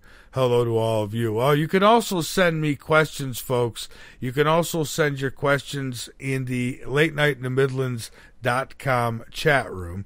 Private message those to me if you have any, and I'll be sure to share them. And Mary, we're back, and let me ask you a little bit about your organization, or ACERN. Is that what it's called? Yes, that's the Australian Close Encounter Resource Network, which I started in 1997. But I'm also a director of a new organization that I also want to mention to everyone that's based in the US. And this is actually called the Dr. Edgar Mitchell Foundation for Research into Extraterrestrial Encounters. And that is different to a lot of other organizations, is because we have got scientists on one arm of free, and the other is actually professors of psychology. So therapists that are looking at this from both an academic and a scientific perspective, as well as supporting experiences. So this is a very new way of getting credibility and being able to put out, an understanding of with our surveys of what actually is happening across the globe. Well, okay, and let me ask you this now. Let's say that, okay, we make this contact with ET, and ET, proves to us that, hey, we've been here all along. We've actually had a hand in who you are and, being here. At that point, what does that say still for me, it doesn't hurt it, but for some it might. What does that say for, say, the afterlife, the spiritual side of things? How do the two connect in that sense? I mean, like when we pass away, I mean, I know this is speculation, but maybe some of the abductees might have gotten these messages or what have you, about what happens when we die. I mean, do we go back on the mothership? It's a really good question, Michael, and one of the reasons why we've developed this new organization is that those are the very questions we're going to be asking, is because so many people have near-death experiences when they're having extraterrestrial encounters, or have had out-of-body experiences. And actually, we'll see those that they've loved when they're in that space, or they'll see ETs. In these other states of consciousness. So actually, what we're studying is human consciousness. So it takes in those that have memories of being extraterrestrials before they came onto this planet, for example. Some have memories of being on other planets before they came here, as well as, some that remember being on this planet in other times, what we would call past times, and even having interactions with ETs in medieval times or this kind of thing. So what can we make of all of that? It seems to be there's no separation, that this is all tied in when you get those of, the spiritual, metaphysical, they will look through that perspective and say, well, I've got beings around me, they are angels, or they may say they're my spirit guides or whatever. But you'll get others that may look at that from an extraterrestrial point of view and say, well, for them, the angel might be a light being, or they may see their guides as blue beings or unusual forms and say, but they're my family, they are my support in the non-physical realm. So I actually don't think there's any separation at all. I believe it's all in that multi-dimensional field that we all connect to. And the way that we're understanding it from the scientists that we're working with is that, the understanding of a holographic universe. In other words, everything is connected and we are connected to it.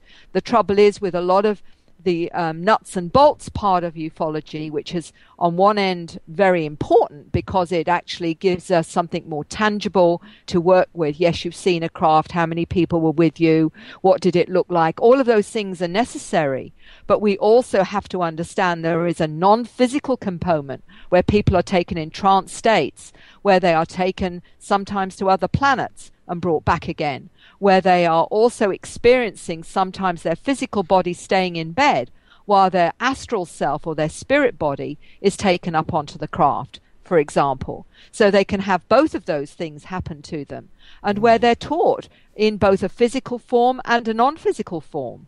So it really ties in the fact that maybe, when we pass on, we may choose to go to our star family or a family of origin, for example, rather than somewhere else. I think it's all in the matrix, and really and truly, we're just beginning to understand how this all connects. When somebody says to me, before I came here, my family was from, I don't know, the Pleiades or whatever, as a soul, I agreed to come into this physical container, this physical form, because of having a human experience, and also still connected to my soul family or my star family. So I think that we have got to really broaden the parameters of how we understand this incredibly complex phenomena.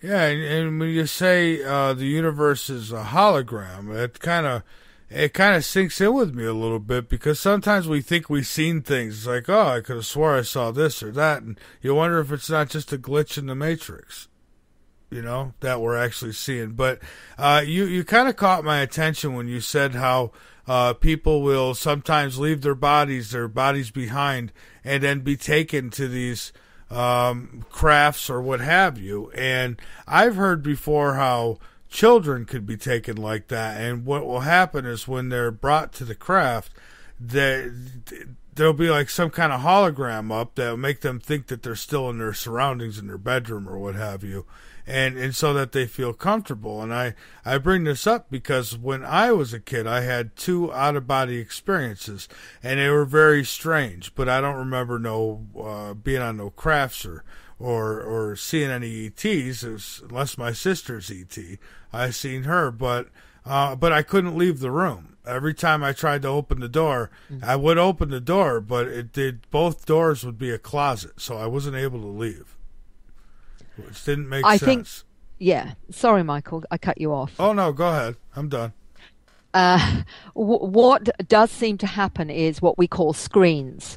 For example, one of the classic indicators with those that are having encounters may be that they have a fear of clowns or Santa Claus or owls with big eyes or wolves or skeletons. And these seem to be a screen often for, beings like the Greys, for example. And the reason that they're left with the fear is part of the child knows that that's not actually a clown. That's not, there's something about it that's a bit scary, or they don't understand. But I think that what these intelligences do is, when they know that our psyche may be traumatized by something so far out of our reality, they will create an environment, or a hologram, as you say, that will allow us to feel or sense that we're in something normal, while they do they're either giving us information or they're doing a procedure, including healing procedures sometimes. And when I take somebody into hypnosis, then you get more clarification of that. For example, they'll get to see that the clown wasn't a clown, or they'll get to see that funny cat that they thought was on the bed was not really a cat, but it was actually a being or whatever, when they're ready to see that. So in terms of working with what we're ready for, part of the reason they put you into an altered state and it feels like dreams is because if you were fully awake, your reaction would be one of great fear or terror, and they know this. So they will put you into an altered state so that they can pick you up in that altered state. And so somebody will say, well, it was a dream. Well, I'll say there's a very big difference between a normal dream and this kind of so-called dream, is that you don't, a normal dream, you've forgotten it within seconds or minutes, where if it's a real experience and you've still remembered it 5 years down the track, then it's more likely it's an experience rather than a dream. And that's an important one, because they often appear like dreams, because in that state we react differently, and we can accept it. But with some of the children, they have absolute conscious memory. And I've had 7-year-olds tell their parents they've gone up on craft, they've been with other children. Some of the children don't appear human. They will talk about being shown how to levitate things. They'll be taught how to judge what different things are. and they will be taught many things, from how to communicate with animals, to seeing energy fields, to healing. All these things that we call multidimensional or psychic, for want of a better word, are what they are often taught on these spacecraft, and they will explain them to their parents the next day.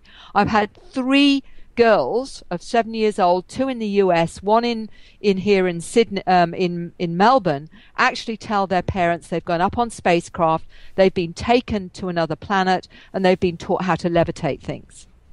Okay. And see, now in my case, I think about it, and I definitely was out of my body. I remember it all. I remember, when I snapped back into it and all that stuff, but it never made sense to me, like, why? I'm thinking, well, why was I, why couldn't I leave the room? Why did it happen? And it, and it never, when I was a kid, I didn't think nothing of it. I thought, okay, I don't know what happened. It was weird to me. I remember telling my sister and my brother, because it happened I switched rooms after the first time it happened, because I thought something ghostly thing was going on in the room. And then it turned out after I switched rooms, just a few nights later, it happened again. And the same exact thing. I could not leave the room. And then I don't remember it happening again after that. But then in 2004, I had another out of body, but this one was much different than those. So and I've had sightings. And I've had a psychic who suggested that he thought it might have been an abduction, and I've always kind of denied that, because I don't remember anything like that. I just remember not being able to get out of that room, and I know that it really happened. That I know. Michael, what I've discovered is the classic abduction that you see in Whitley Strieber's book, for example, and that has been put out in the popular media. Only about 25% of people have that type of experience, and that has been confirmed. That was my own research. That's been confirmed on the survey of over 1,300 people that have done the survey for free. And in that, they're saying the same thing, that only about 25 to 30% have that really scary type of abduction experience. 70% have had positive experiences and haven't experienced that. And that's exactly the same with my research. So what we've done is that, and my questionnaires and the ones that we're doing the ongoing surveys for free is the same, is that we're finding out that the majority have very positive experiences and don't have a lot of those indicators that you think is the only indicators you can have with abduction.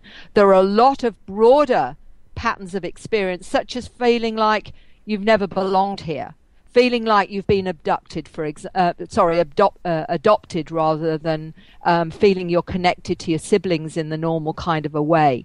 There's a real sense of almost alienation, excuse the pun, of being on a planet that's very primitive and you've never really felt it was home, for example. They will say that they always felt, they didn't schools were very hard for them. They feeling different. They're feeling like they're here with something to do, but they don't know what it is yet.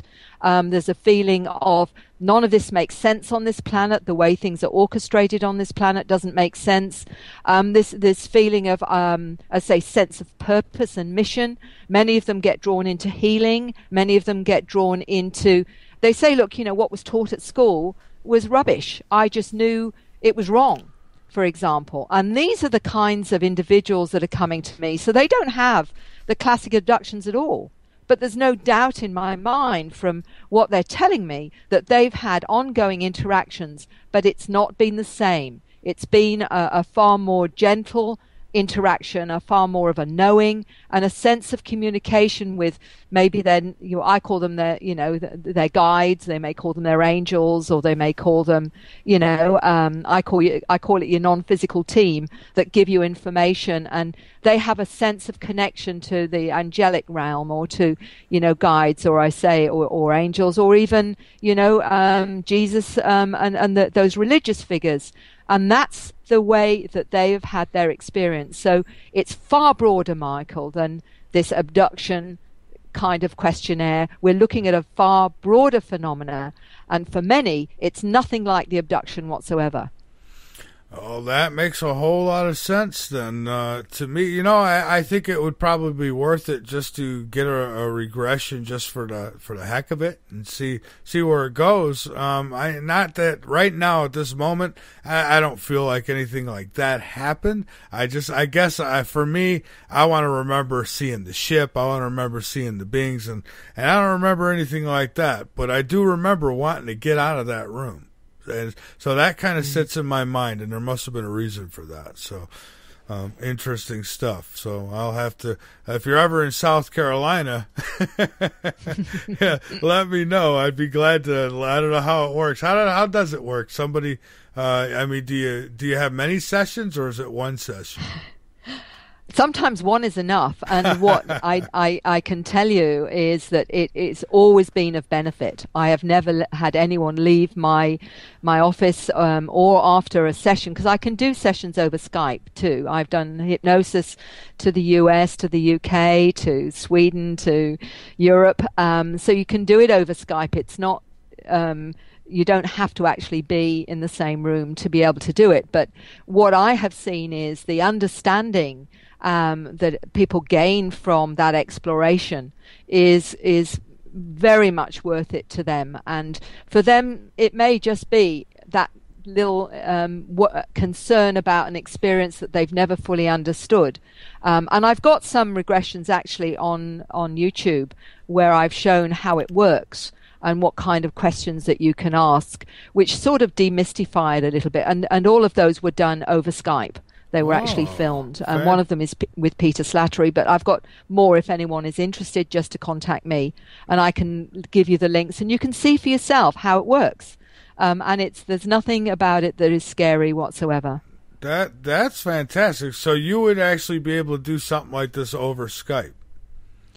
Absolutely. I've done quite a number now because of the difficulty of traveling. A lot of people do travel to see me because I'm in central Queensland. They may come from New Zealand, or they may come from another part of Australia. I did actually have someone come from the US and the UK, but I can actually do it over Skype.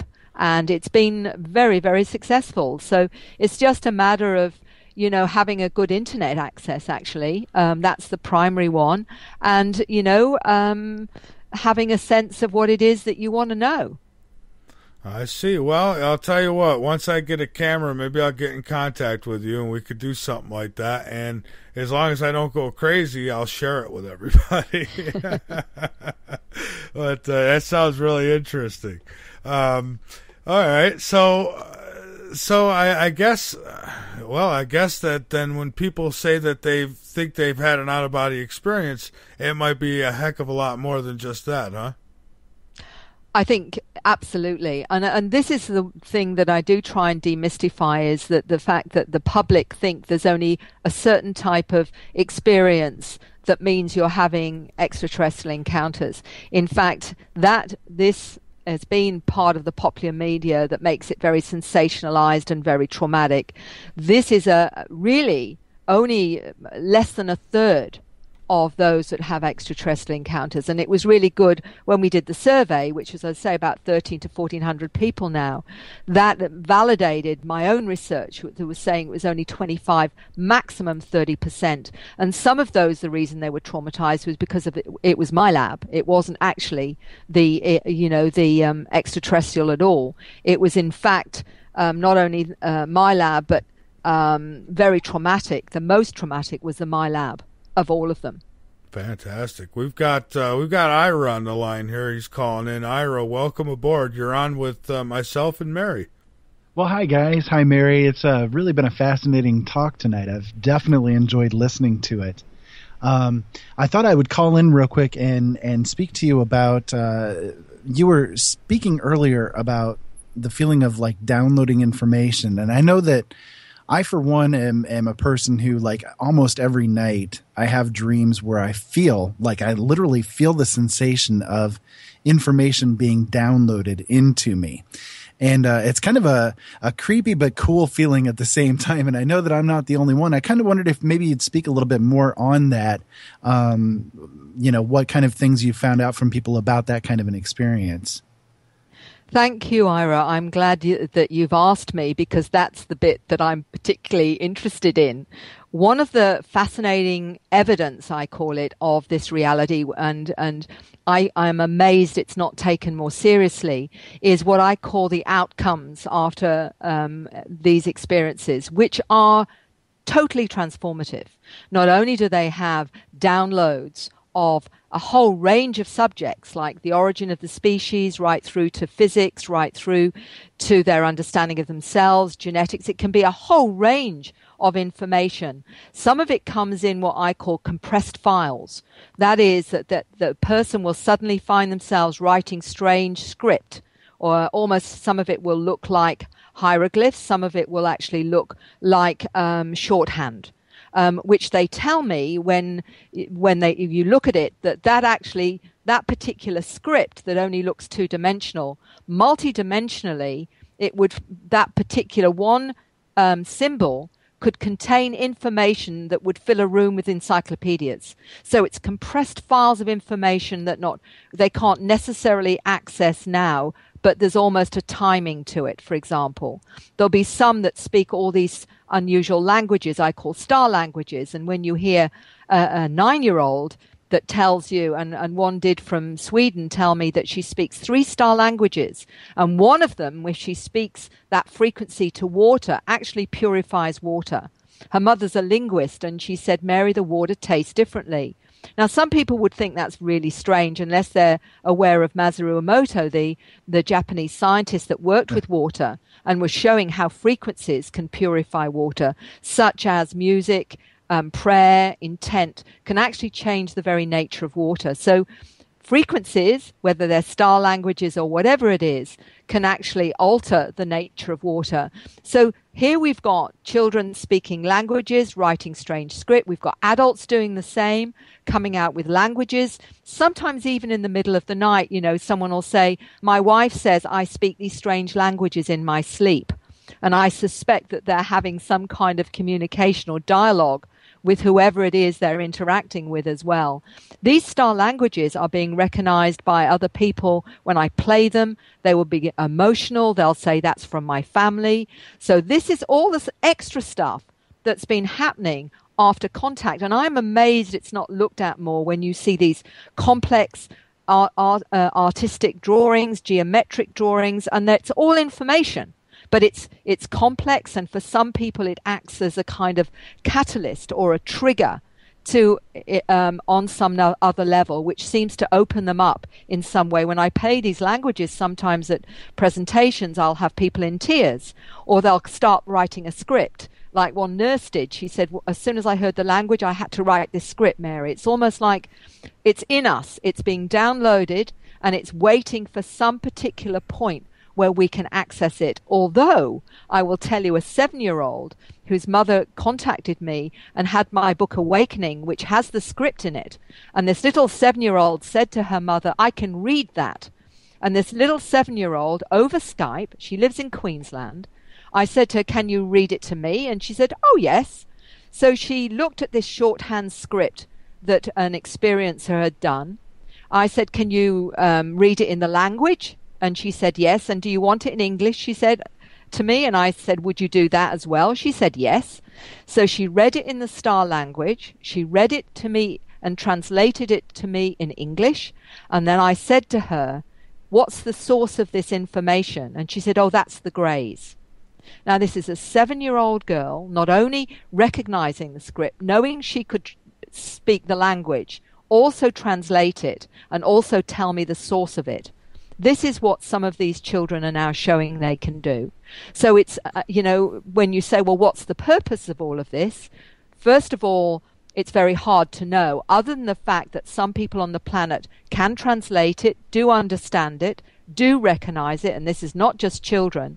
And the understanding is a lot of it is timing, that as we shift and change in our awareness, a lot of this will be made available to us. It's almost like the way that I've interpreted it, and I have no idea whether I'm correct, but one of the things that seems to me to be that we only use 5% of our DNA. 95% they haven't got a clue what it does. We only use 1/10 of our brain capacity. Nature doesn't waste resources. So what's that about? And I am wondering if we are reaching a point, and a lot of talking about this shift in consciousness or whatever, where we will get switched on, if you like, and we will use all our brain capacity. We will use and understand all of our what our DNA is for, and maybe this is the software for the new computer, the new superhuman. We will need new software because our reality will no longer be third dimensional. I believe we will be operating multidimensionally, and we are going to need a new consensus reality that we can all operate from, which is, which we need when we get a new computer. We need the new software. So Yes. my sense is maybe that's the reason for it. But I don't know, Ira. This is just purely me trying to be logical and human. Well, for me, whenever I speak to people about this, I do my own show as well, and I speak about this kind of stuff on my show as well. I love talking about the subject because I find it really fascinating myself, from my own perspective. Go ahead, Michael. I'm sorry. No, I was just going to tell you, you're welcome to hang around for this last hour if you'd like. Oh, okay. Okay, but go ahead. I'm sorry. Oh, that's okay. Well, what I was going to say is that one of the things that I talk about is in reference to us being computers. I do everything in reference to like computer terminology, and it seems to be like the easiest way for me to get information across, myself.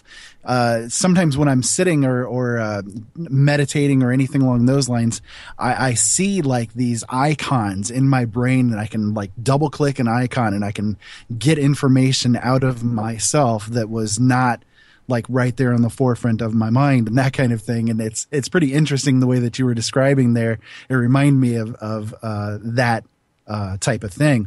Now, one thing as well, and I don't know if you have any kind of experience with this from speaking to other people, but when I do have those feelings of being downloaded into, like when I'm asleep and that type of thing, a lot of times, not every time, but a lot of times I get the impression that there is an entity that's on the other side of that channel that's going on, the other side of that download. I can almost see it, but not quite. It's like this kind of a tallish being that is sort of in a light, but it's a shadowed being that's in the light. The light is like behind it, and I can't see the being, basically. Have you had anybody else that's had that kind of experience as well? Absolutely, Ira. I think that, when we start to tap into that and we start listening to that other intuitive part of ourselves, it's giving us actually a lot of information. And the downloads that some say, it almost makes their head hurt because of the amount of information that seems to be downloaded. Many of them get a sense of where it's from or the source of it. And it may be one of many different types of beings. Some call the light beings, some call them angelic beings. Some of them may even be the greys, the tall greys, or the short greys, or the blue beings. There's a whole range of them. And it seems to be that the ones that are doing the downloading, often there's a connection between them and the individual on some level, because they've interacted with them all through their life. And as you are obviously aware, that it's, there's not one isolated incident. They may think there is only one isolated incident where they've had something strange happen. But when I've taken them into hypnosis, 9 times out of 10, I will find there's been interactions even prior to birth as a soul. There'll be some even as a baby right through all their lives, and they can reel off the ages they've had interactions on the craft and what they've been taught. But they also feel that the reason they're given these downloads is because of what they're to do. When there is this shift or this shift in awareness or shift in consciousness, they've got a job to do, and that everything will change. And there's in all of that is the protocols of the mission. On some level, some remember what it is or feel they know what it is. Some feel they don't yet quite. It's almost like it's a timing thing, that when the time is right, it will be made available to them. But I would say to you, Ira, as I try and tap into getting more information about who it is that you're connecting to, because that is part of this. The whole intuitive, psychic, clairvoyancy side of it is actually part of what we are. We are multidimensional. We are programmed and conditioned out of that side of ourselves that's multidimensional. And what I think is happening is with, as we step away from the third dimensional consensus, we're going to start operating more in our true nature, which I think is as multidimensional beings that are connected actually to everything. Absolutely. I believe fully that the universe is very fractal in the way that it does things. And these interactions that we have with each other as well as with these other beings are fractal in nature as well. There are so many different layers to even just one little thing, like you were speaking about earlier with the script that people can write, and how it's just a massive amount of information just within one little character worth of visual data. And our brains just discard so much stuff on a constant basis. When you were speaking earlier about how the subconscious seems to retain a lot of things, one thing that I would say as a comment to that is the fact that, for one example, you're looking out of your eyesight right now, looking out of your eyes. Do you see your nose? Well, no, because your brain basically erases the nose out of your eyesight because it's considered useless information. So your brain, our conscious mind is constantly being fed this filtered information from our subconscious. The subconscious just basically gives our conscious mind what it considers to be useful for survival at that given moment in time, and nothing else really matters, but it still retains all of the information. Absolutely. And I think that as we look at the model of the holographic universe, we start to perhaps get a sense of how our multidimensional nature works. And one of the interesting bits of research that's helped me understand this a little bit are two things with these Russian scientists that are actually showing that DNA can be changed and altered by human language, in other words, a frequency. But that's the one thing that's particularly important with this research is, so what are the star languages doing to DNA if human language can change the DNA and reprogram it? What, in fact, do these star languages do? And apart from that, they're saying that DNA actually acts as a miniature wormhole and allows us then to tap into the matrix, or if you like, the holographic consciousness of who we are, and the time and space and all the information there. So if our DNA acts as a portal, it explains everything to do with intuition, to what we sense and feel, and that knowing that we have, and explains everything from telepathy, precognition, all those things that are considered to be superpowers, I think actually are part of our, if they're part of our DNA, they're part of us, but we may be relearning to honor them and respect them and actually tap into this part of ourselves. I think that more we understand, the more we'll accept that this is part of the properties of what we are as a species. To me, the paranormal is completely normal. It's all part and parcel of being human beings here on this planet. And we just don't really have a clue what it even means to be human anymore. That aspect or knowledge has just been hidden from us for so many years now. We're so stuck in this physical dimension, and we don't have any connection to anything that's outside of ourselves, at least so we perceive. I do think that we do still have a connection deeply. And there may be things that are there that are trying to cry out saying, hey, pay attention. We're trying to teach you guys here that what you're seeing is not everything, but because most people are so filled with stress and can't really see past like the next week of how they're going to feed their kids, or are they going to be able to pay their bills, and so on and so forth. It's hard to get outside of that physical way of thinking. Hopefully things will change, though, that we will be able to rise above it, quote unquote, and get into this other type of dimensional thinking that you've been talking about. I can't wait for it myself. Well, look at all the distractions that we have in our lives from spending more time on these things like the paranormal. That I mean, shouldn't we all be interested in what happens when we die? I think so, but do we have a lot of time to think about it? Not usually. Here we do. I mean, but for most people, no. And so it's nice when you finally do put everything aside and you take some time out for things like that. I don't know about everyone else, but for me, I feel a whole lot better. I know I do. Yeah, absolutely. Well, hey, we got one more break coming up, so I'm going to take that break now. I'm going to put you both on hold. Ira has joined us. Ira is like the supercomputer of the L&M radio network. So, Ira, hang on with us, and Mary, hang on. It's going to get quiet. We'll bring you back right after the break, folks. My guest, Mary Rodwell. You're welcome to call in if you like and talk with her. She's got me thinking. She's got me thinking a lot. I'm thinking about that day way back when. And I just keep thinking about it, but I don't know. Maybe a regression is in order. I don't expect too much to come out of it, but then you never know. I've been surprised before. So if I do something like that, of course I'd share it. I'd share it on the website. I'm not embarrassed. I don't care what people say. You're going to have the naysayers, and they're always going to say things. Oh, he's faking it or this. And I don't give a damn. They don't matter to me. I don't let them into my psyche. So with that, folks, we're going to take this break. We'll be back. This is Late Night in the Midlands.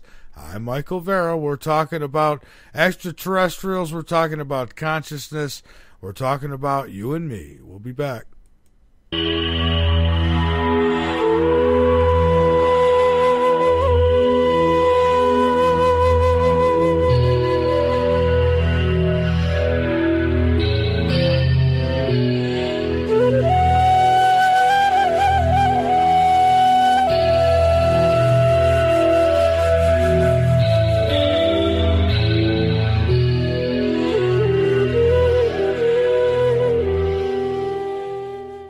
The L&M Radio Network offers a moderated chat room at www.latenightinthe-midlands.com. Just click the chat and listen page from the drop-down menu at the top of any page on the website, or click the Listen Live button at the top of the homepage at www.latenightinthe-midlands.com. Become a late nighter without the late nights. And subscribe now to help Late Night in the Midlands bring you the best guests with the best information. Need your L&M fix? You can find us on social medias everywhere, like our Facebook fan page, Late Night in the Midlands, or our Facebook group, the L&M Radio Network. Our other Facebook groups, The Last Frequency. You can also find L&M on Twitter at L&M Radio, and all of this and more can be found on our website at www.latenightinthe-midlands.com. Again, that's www.latenightinthe-midlands.com, bringing the truth back to talk radio. Hello, this is Dick Farrell, here to tell you about OxySilver. Legally available only through CureShop.com and HealthyWorldStore.com. Don't be fooled buying silver products from copycats and criminals. Read Dr. Horowitz's book, Healing Celebrations, to learn how miracle healings can be made to happen through faith, prayer, and a pure diet. Get great immunity using vitamin C, D, and OxySilver. Liquid Dentist, GI Flora Pro, a top-shelf probiotic. Use Green Harvest as a great-tasting meal substitute for energizing organic nutrients and losing weight. And Zeola, and natural clays for detoxifying your body. More advice, all these products and more are available from theCureShop.com. Register for our free cooperative at healthworldaffiliates.com/4948. That's healthworldaffiliates.com/4948. And buy OxySilver and other great products in package specials at great discounts from theCureShop.com. That's CureShop.com with 2 P's. CureShoppe.com. Or call toll free at 1-888-621-7611. That's 1-888-621-7611. Do it now. Hey, folks. Do you love Late Night in the Midlands? Do you miss shows because of the time of night? Do you wish you could listen at your convenience? Well, we can help you out with that one. Become a late nighter without the late nights and subscribe. Become a late nighter for just $5 a month. That's right, $5 a month for the paranormal, the unknown, the known, but most important, the truth. go to www.latenightinthemidlands.com and subscribe right away to become a late nighter and help keep the LNM radio network on the air. In many cases is the idea that the aliens are essentially trying to create a hybrid mix of themselves and ourselves. They're interested in our DNA, our genetic makeup. And beyond that, they're interested in our personalities, our affection for our children, our love for one another, a whole kind of range of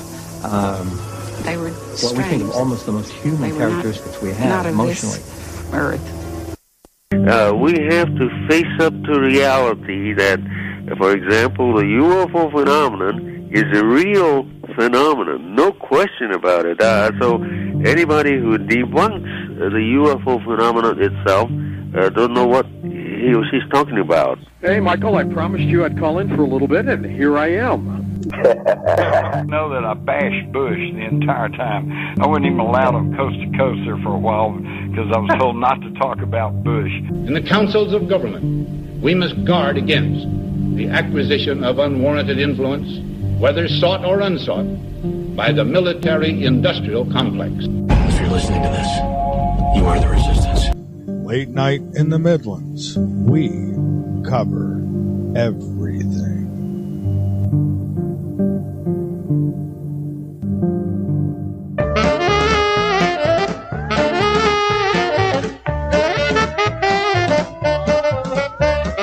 I made love to an alien near Roswell last night. We strolled along together in the pale moonlight. I had a funny feeling that something wasn't right. I made love to an alien last night. When she gripped my hand, I was feeling mighty fine, but her fingers with mine would not intertwine. When I bent down and gazed into her eyes, they were big as donuts and blacker than the sky.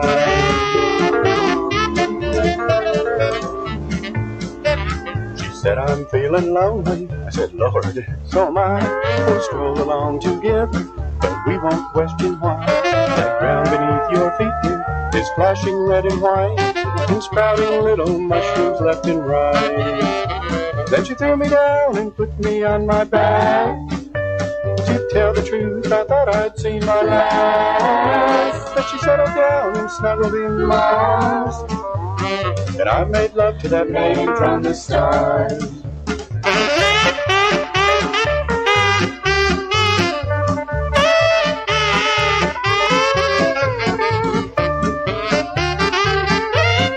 On the east coast of the United States from the capital city, Columbia, South Carolina. You're listening to Late Night in the Midlands with your host, Michael Vera.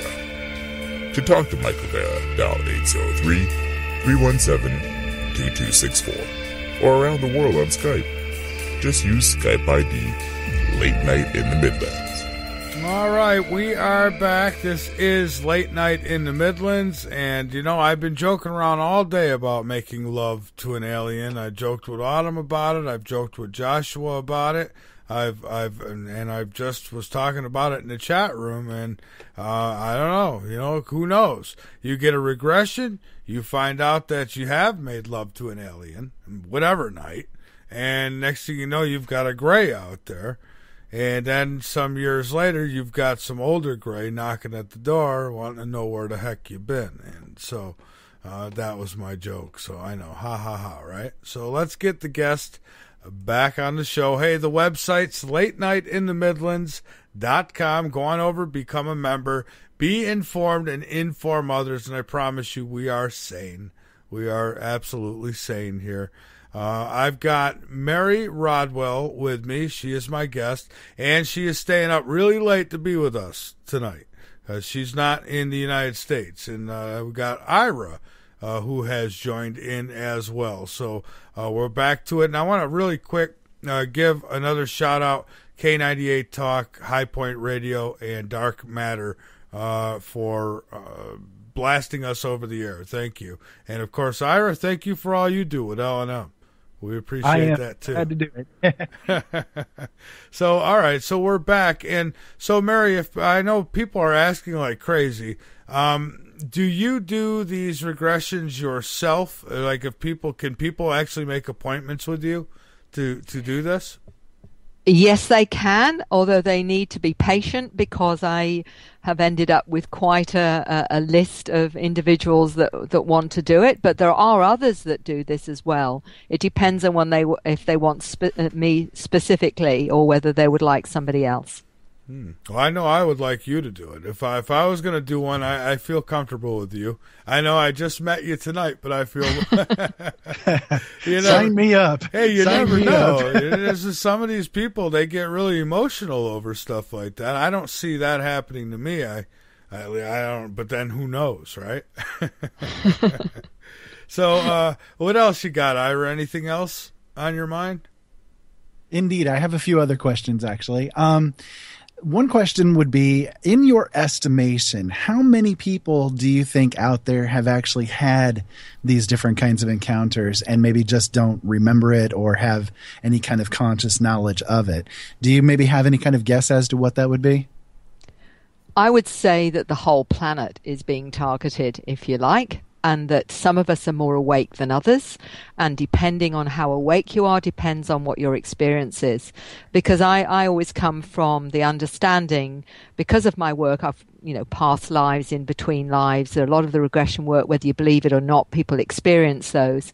I believe that we come to this planet for a human experience, and we've come from all over the universes, and we've come in to have a specific experience, and however we need to understand that experience will be what we get. And that's why some people have more difficult lives than others, why some have more difficult interactions with the beings than others, because it's part of their soul journey or their soul's growth.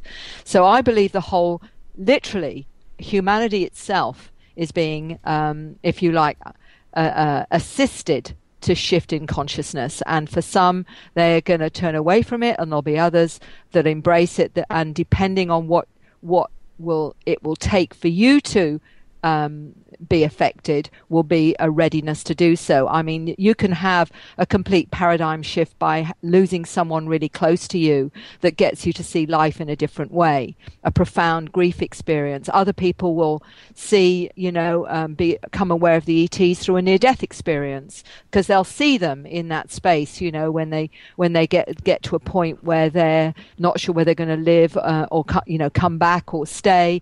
They will see ETs or whatever. The shamans also see ETs. I mean, if some of these drugs such as ayahuasca, for example, people will see ETs in that kind of experience as well, because we're actually seeing interdimensionally. Remote viewers see ETs as well, those that remote view, for example.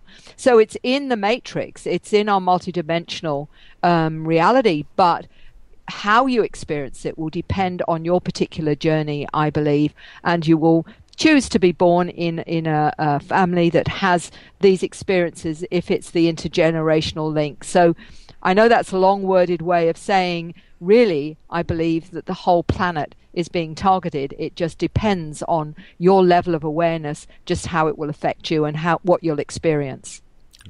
And Mary, I've got a question from the chat, from one of our chat rooms here. It says, has the guest noticed a rise in sightings, experiences, kind of like MUFON has? She asked.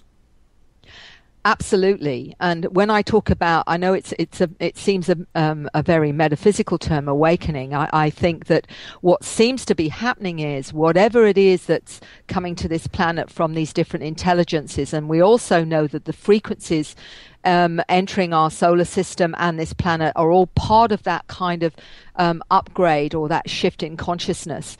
I think that what I'm seeing is that more and more people are having these unusual experiences. I'll give you an example of that. About less than a week ago, about 5 nights ago, I don't normally pick up my telephone after about 7 o'clock because I'm done and dusted normally. But this one kept being very insistent. It was 10 o'clock at night. And I wondered whether it was one of the family in a muddle or something. But this gentleman was in absolute crisis. He was terror-stricken. This is a gentleman who said, is this the right one? Is this a UFO group? I don't know what to do with this. And he lives in Queensland. He was going down a country road, and he said right in front of him, and he doesn't believe in UFOs, he's never seen one, he doesn't believe in any of this, he's a total skeptic. There was a 10-foot being on the road with big red eyes, humanoid face. He said it had wings, and it was a kind of grey, a greeny grey with scales. And he said it looked at me. I was looking at it, and he says, I assure you, I wasn't on drugs. I wasn't drinking. I was just going home to have my dinner at 7 o'clock in the evening. It was right in the middle of the road, and he said it looked at me. I looked at him, and then it flew off. He said it actually said it flew off. And he says, where do I put that? He said, I'm terrified to go to sleep. What is this? I don't believe in all this stuff.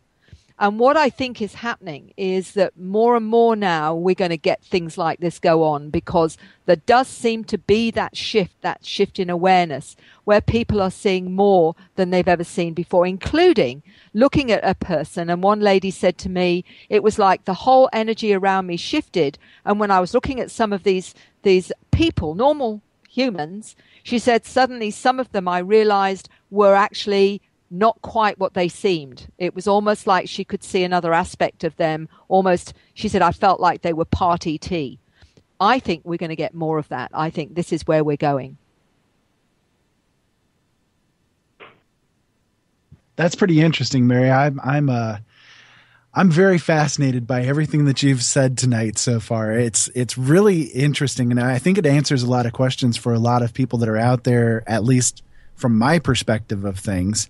I think that a lot of people out there kind of have this feeling like they've been messed with by something, but don't know exactly what, can't put their finger on it.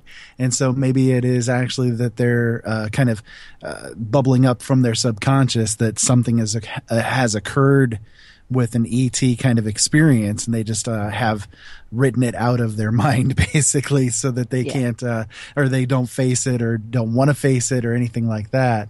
And Mary, we have another call here too. I want to take. We've got James. I believe this is James. James, is this you?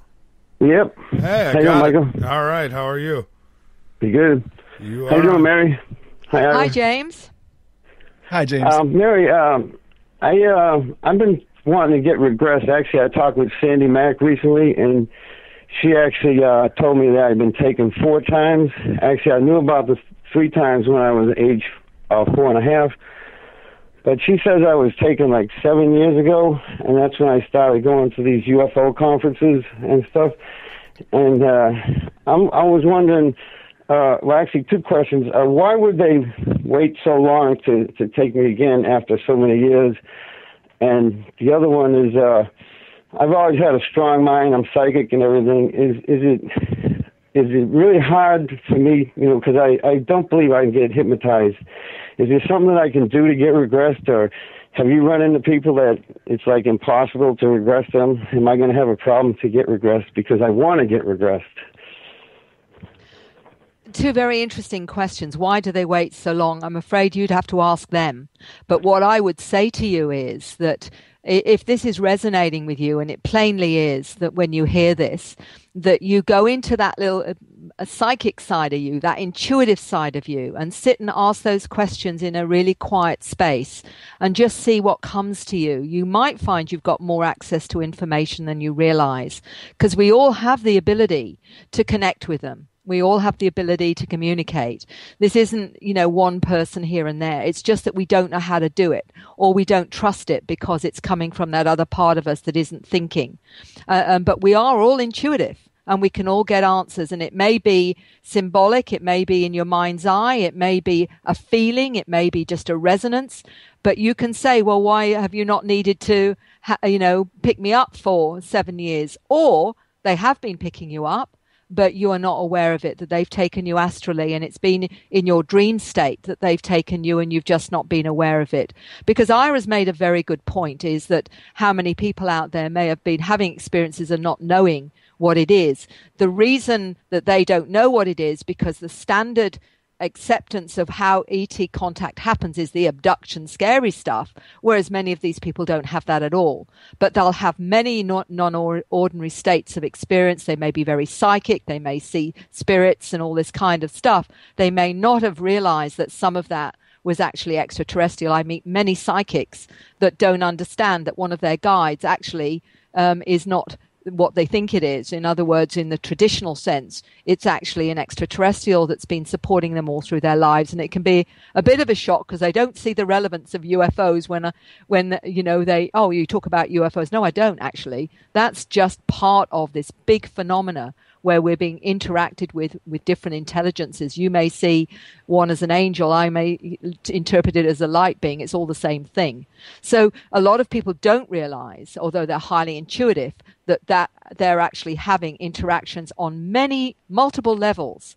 We go off somewhere and we may go astrally, or our consciousness does. So that, you may be having a lot more than you think, even if you're not aware of it. But the mere fact that you had an experience that changed your trajectory in life in such a dramatic way is evidence of the experience. Without any regression, you're going to know that, because you don't change that trajectory in terms of your perceptions and your interest and your focus. And it always happens like that when you have a profound experience, you find yourself being drawn into areas you never were interested in often before, from quantum physics right through to healing, right through to having a holistic lifestyle.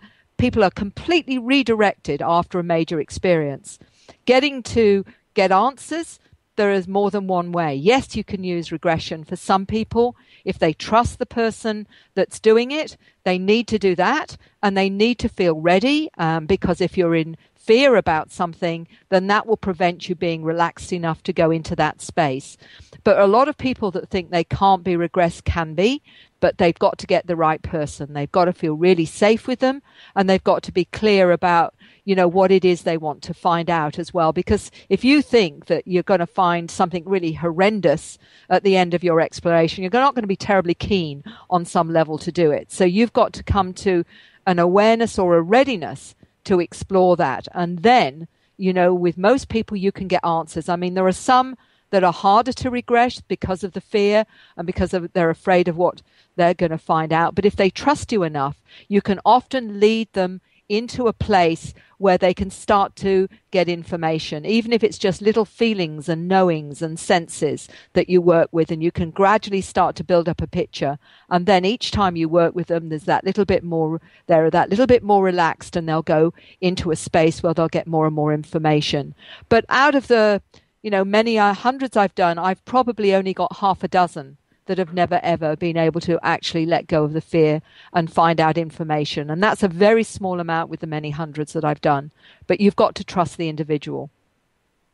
Thank you. One final thing. Did you know that your fellow colleague, Barbara Lamb, recently had 2 strokes, that she's doing fine?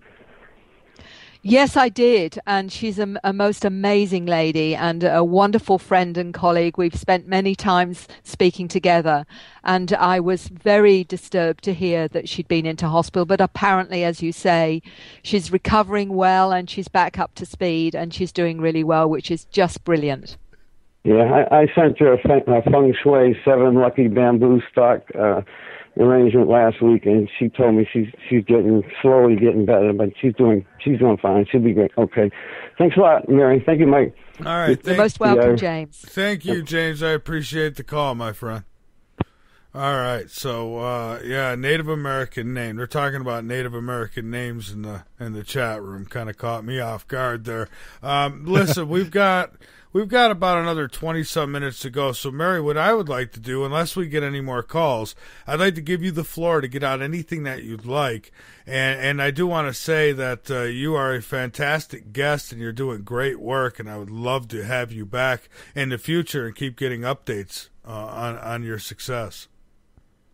Oh, it's a pleasure, Michael. And I actually want to say the same to you, because every one of those like yourself that are prepared to give up your time and energy to spread information and understanding right across the board to the listeners is such a valuable part of this. And one of the reasons why I'm prepared to do these kinds of interviews is because you never know who's out there that needs to hear something that's going to help them feel more normal, if you like, and help them understand their journey. So what you're doing is invaluable. And so as far as I'm concerned, kudos to you for putting your time and energy to doing that, because it's so important. Well, thank you. Thank you. And again, a show like this wouldn't be as interesting without somebody like yourself who really does the hard work. So thank you. Thank you. So down the rabbit hole, I go way down that rabbit hole now. And if you ask me what reality is, I can't really tell you, because I've got a feeling that it morphs and changes every time I work with someone else and they tell me more of their experiences. One of the important things is that for me is not putting limits to what people can share and understand. And I know that sounds, I don't know whether that sounds scientific or not, but I'm a therapist first rather than a researcher. And for me, it's about somebody finding answers, having answers to their experience. And the way that they seem to get it is going down that rabbit hole, however they need to experience it. And that may include such things as being, feeling like they're being taken to another planet, or feeling they've gone interdimensionally, or whatever it is. It doesn't really matter, because it's up to them to make up their own mind how they want to interpret it. It's not for me to say that can be real or that's not real.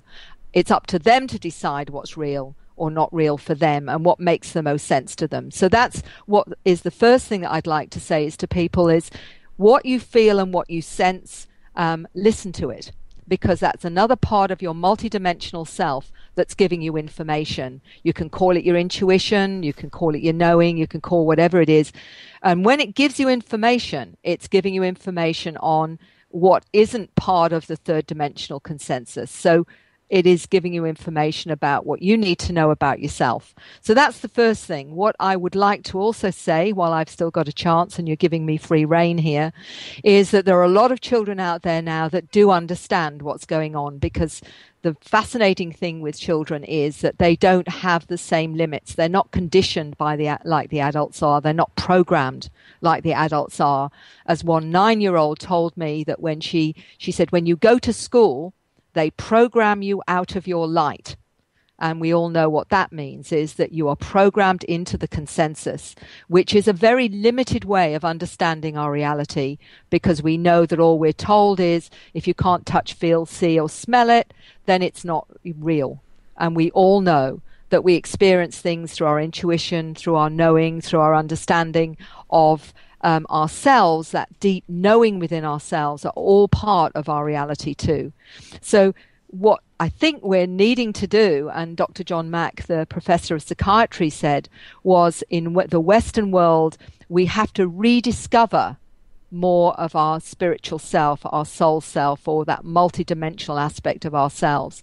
But the children aren't programmed out of it, not when they're small. And when you've got, someone of 5, 6, or 7 telling you about their experiences, they've not read books on this. They've not listened to the radio. They haven't listened to talk shows. It's a real experience to them. And one of the fascinating things I would like to just intrigue your listeners with is these new humans, the new children coming in. They may be, in other words, Asperger's. They may be ADHD. They may be certain kinds of dyslexia or certain kinds of autism.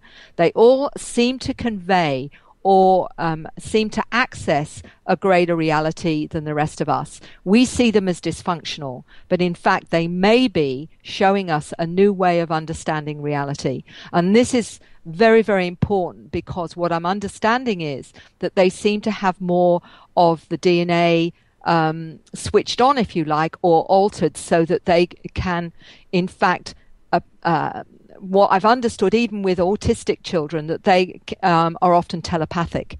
So if they're telepathic, what else are they that they can understand?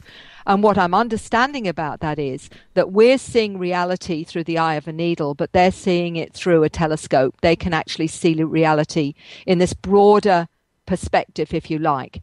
And what's wonderful with that is that if we stop seeing it as dysfunction and looking at them from this broader perspective, we may actually understand where we're going. And I've got several scientists that believe this is the case. A scientist in Sweden who's talking about her own experiences as an Asperger's stroke ADHD. What she's actually saying is that she calls them letter people. And what she means is that they operate differently, that she has more senses on the ends of her fingers, for example, to feel. She can see a broader spectrum of color. She can see and hear on a broader range of the spectrum. These are letter people, and she said there are certain vitamins that will help them cope with operating on this planet because they operate faster. That the DNA, or if you like, the ADHD, they're operating at a faster pace, and the only way they can operate in our reality is, as you've seen with many, they're dosed up with Ritalin. In fact, they're showing us where we're going.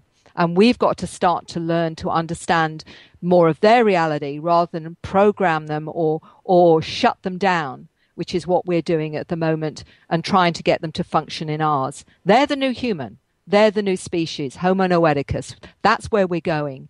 And so for the parents, if you want to know more, I've got the data that shows that certain vitamin Bs are particularly important to support the ADHD. Look at the diet. Look at the fact that they are seeing and experiencing more than you or I, and that is why they appear dysfunctional. We need to start understanding them because this is the new paradigm. They're showing us the new paradigm. We've got a foot in both camps. We've got one in the third dimensional world and one in the multidimensional. They've basically jumped into the multidimensional one. And I can attest to that. Does that make sense to you? I can absolutely attest to it. I have a child who is severely autistic, and for him, he operates in such a different way and such an amazing way. It's like one thing that I try to express is that when he feels something, for instance, he absolutely feels it. If he's happy, the whole world is happy. I mean, everything around it just shines with the joy that this kid is feeling. And when he's upset, everything is falling apart. The light bulbs are blowing out, and all this kind of stuff is going on. And it's just whoa, okay, calm down. We need to be calm. That kind of thing. It's just amazing how much access to these higher realms he has. He has amazing visions and dreams that do come true. He has contacts with these beings that are out there that are just absolutely amazing, the things that he expresses, and he doesn't even understand, or at least can't give us an understanding of how he feels with it all and how he's seeing the world. All he does is he tries to express like the people that he's meeting and the things that he's doing. Like for instance, he told us that he controls dreams by building up structures. They're these dream structures, and that he has tried to save the world because one half of the world's dreams have been broken or destroyed by these darker entities that are coming through these portals that he keeps seeing, and that other beings have actually now come to help him try to get things put back together again. So I mean, that's just one example of something that he's expressed, trying to get across to us that he's here for a purpose, and it's an amazing purpose. It's wonderful, Ira, that you've actually said that, because this to me is evidence of the truth that we are changing as a species. And actually this particular scientist that I'm working with, she actually explains it as a letter person herself. She said it's not so simple as foreign DNA. It's a combination of genetically improved bodies in combination with souls from different places in the universe incarnating in these improved bodies. The souls have different frequencies and vibrations depending on their evolutionary status, and that plays a role in activation of the DNA in that particular body. And she said, I also believe we have to take into account the collective soul of Homo sapiens. So that encapsulates what's happening now and how this is all being orchestrated, which seems to resonate with so many people that are having encounters on whatever level. It's pretty cool too, because I have two other children. I have another daughter who is younger than my son, who's autistic, but with her, she has access to a lot of these different abilities and things as well. She has like this access to a much higher understanding than the average 11-year-old, quote unquote normal 11-year-old out there does. She's like just such an old soul, I guess, is kind of the best way to put it. She really does seem to be from outside of this world, just because she looks at the world and says, why are things this way? This makes no sense. Don't you people understand that there should be different ways of doing things? Why are you people doing this? Just kind of expressing how she doesn't even really belong here, She said many times she feels like she's from somewhere else. And so I feel that what you're trying to say with the different things that you've expressed tonight with these children that are coming in that are seeming to be from different places trying to come here and help to raise this world up. I fully understand that. I'm seeing it firsthand here in my own home. So it's very exciting to me. We try to do our best to encourage the kids to be who they want to be. So that's exactly what I do with my kids. Encourage them to be who they want to be, and I accept them for who they are. And it is a difference with our youngsters. I joked around a big part of my life and says, I feel like I don't even belong here.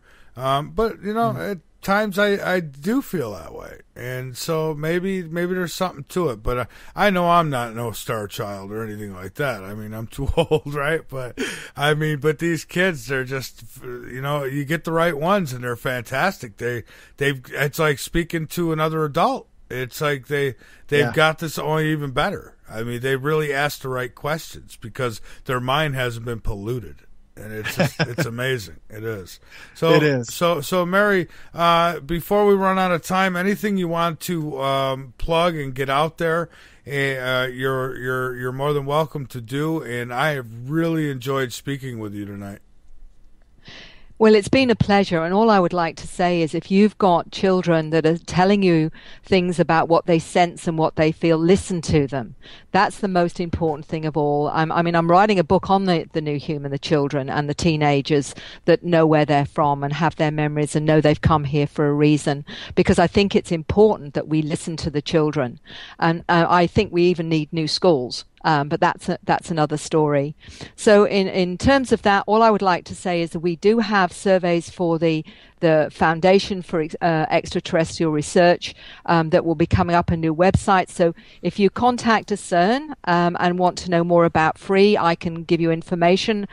CERN also has a free subscription to the newsletter, which I let people know where I'm going to be and what I'm up to and this kind of thing, because I'm going to be in Scandinavia in September, October, speaking in Norway, Sweden, and also in Denmark and the UK. I'm going to Brazil in December as well to speak at a conference there. But the most important thing is I'm saying to people with experiences, listen to what you feel and sense.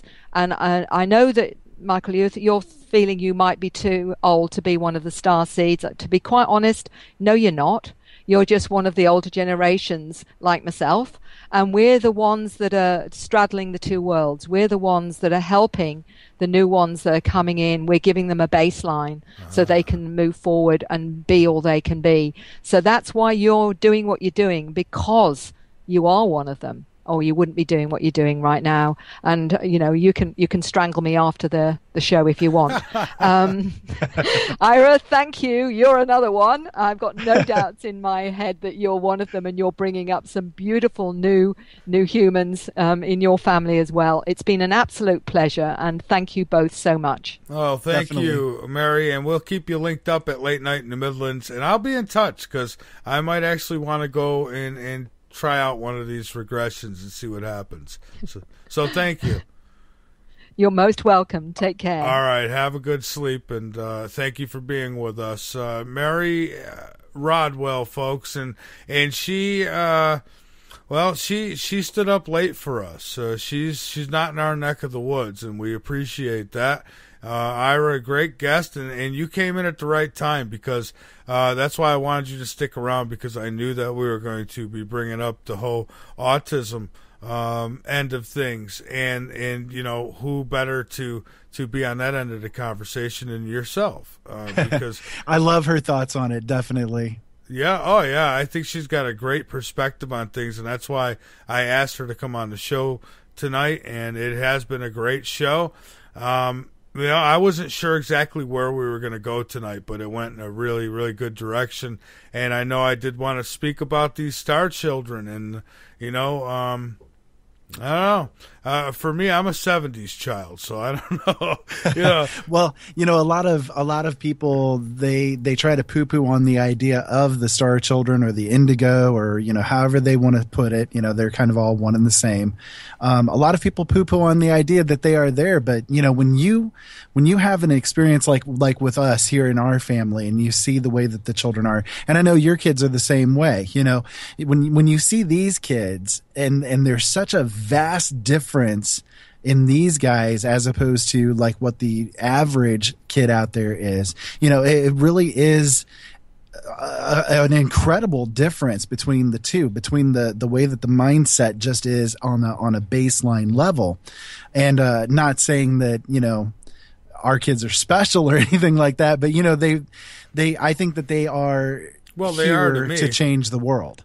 Right, and I was just, you know, throwing a joke out there. I mean, but it isn't a joke. I mean, our kids are special to us, and you know, for me, I have this thing, Ira. You know, people are talking about how they miss Donnie in the chat room and things like that, and you know, I've got plants. I'm not kidding you. I do. Okay, call me a psycho, whatever. Some people are cat ladies and whatever. Some are hoarders. Okay, I got plants, and my plants, a lot of them represent people who have passed on that I want to speak to. A lot of my plants have names. You know, people around me might not know a whole lot about that, but they have names, and I'll sit down and I'll talk to these plants, and through that plant's energy, you know, I feel like I have a connection to that person. So it might be strange, but I do things like that. I could feel the pain of a plant or an animal, or, you know, it just, I don't know, I'm different, man. I'll tell you, I've had people in my life who have, you know, thought I was weird because I didn't want to go hunting, and I'm like, you know, if the world came to a close,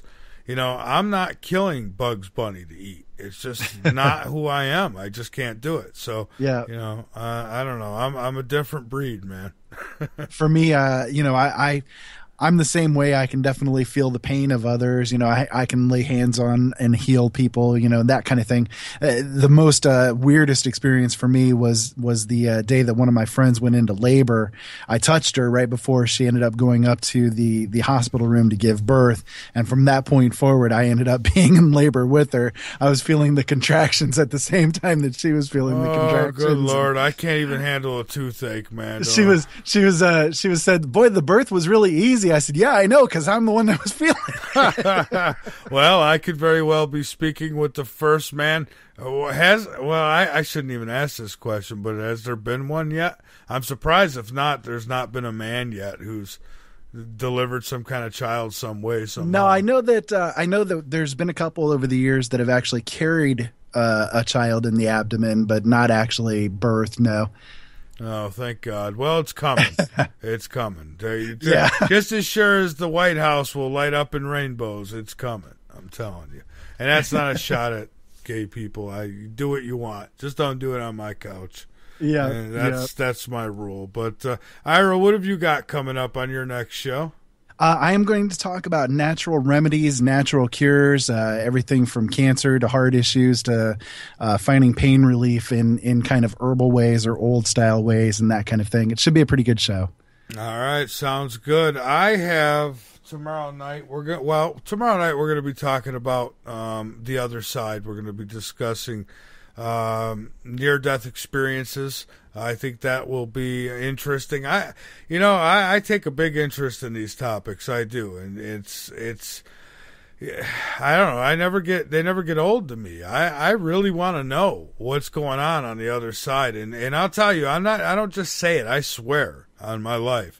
Every night after this show, I go outside and I skywatch and I look. that's why I have these UFO experiences and stuff, because I'm always looking for them. If you're not looking up, you're not going to see them, because they make no noise. I promise you. It'll go right over your head and you wouldn't even know it. So I do it every night. So I'm looking forward to doing it here in just a few minutes. I get going editing the show, Ira, so I can get it over to you. And while that's in process, I go outside and start sky searching.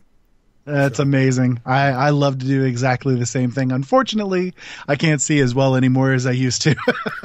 Yeah, well, I'll tell you what, if the ship that I seen comes by your house, you'll see it. It was big, and it was I hate to say bright. It's only bright if you were looking at it. If you were looking down, you would have never known it was there. It's crazy. I don't know how that works, but that's the way it was. That's awesome. Yeah. Well, guys, we're out of time. Yeah, we're out of time. So folks, thank you all. Ira, thank you for all you do and for joining in tonight. I thought it would be fitting to have you in this last hour. It was. So thank you. You bet. My pleasure. Have a great night, everybody. All right. You have a great night too, Ira. And folks, question everything. I tell you this all the time. Question everything. No matter what, always question it and do your own research. And make sure you put down your smartphone once in a while, because it's not so smart to have that thing in your hand all the time. Put it down, go outside, find a nice clear spot area that's not secluded by trees and stuff, and watch the sky. Don't be in a hurry to get back to Facebook. It'll be there when you get ready for it. Go outside, connect yourself with nature, connect yourself with these things. Watch the sky. You will see one. I'm telling you. I mean, I'm not special, and I've seen several. So, folks, keep your eyes posted to the sky, because you never know what you might see. Thank you, Jolene, for the work you do on our website, by the way. Keep your ears posted to this broadcast, because you never know what you might learn. I'll be back with you tomorrow night, everyone. And I mean it. Keep those eyes posted to the sky. You'll say, and according to Gordon James, you might want to take some pictures with a red filter of the sun. He sent one to me, and I don't know. Looks convincing. Good night, everybody.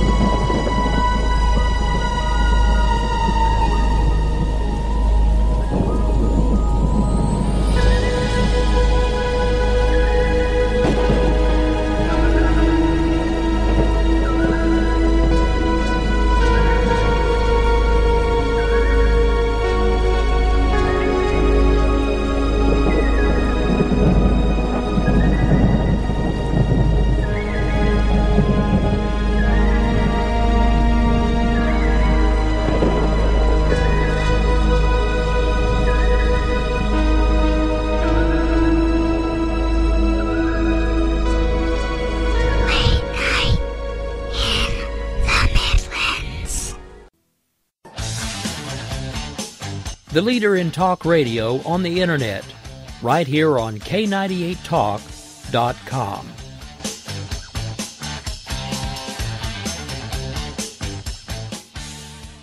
When our water heater broke down last month, it was a nightmare. It took 5 hours for the plumber to show up, and he charged us a couple of $100 just to come out. And then it cost another $1,800 to put in the new water heater. By the time it was all said and done, I felt like I'd been taken. But what else could I do? The smartest thing you can do is get a home warranty from American Residential Warranty. Their home warranties pay to repair or replace all your major appliances when they break, and they will break, and at the worst possible time. Call American Residential Warranty right now for free information on home warranties starting at just pennies a day. Don't wait for your refrigerator to stop running or your ceiling fans to stop turning. Call American Residential Warranty right now. Ask how you can save up to 50% on washer and dryer coverage. Just call 1-800-513-6154. That's 1-800-513-6154. Again, 1-800-513-6154. Call now. Tired of paying outrageous prices for Viagra? Well, we have great news for you. Now you can finally get Viagra at huge discounts. Healthy Man allows you to save up to $500 on Viagra. Why pay U.S. pharmacy prices of $15 per pill or more when you can get Viagra for less than $3 a pill? Call today and get 40 Viagra pills for only $99. This can cost as much as $600 at your local pharmacy. You can't afford not to call us. If you want Viagra at the lowest prices, never pay $15 a pill pharmacy prices again. Get Viagra for less than $3 a pill. Call 1-800-516-7602 today and save up to $500 and get 40 pills for just $99. Healthy Man is fast, easy, and affordable. Operators are waiting at 1-800-516-7602 to take your call right now. Call 1-800-516-7602. That's 1-800-516-7602. Again, 1-800-516-7602.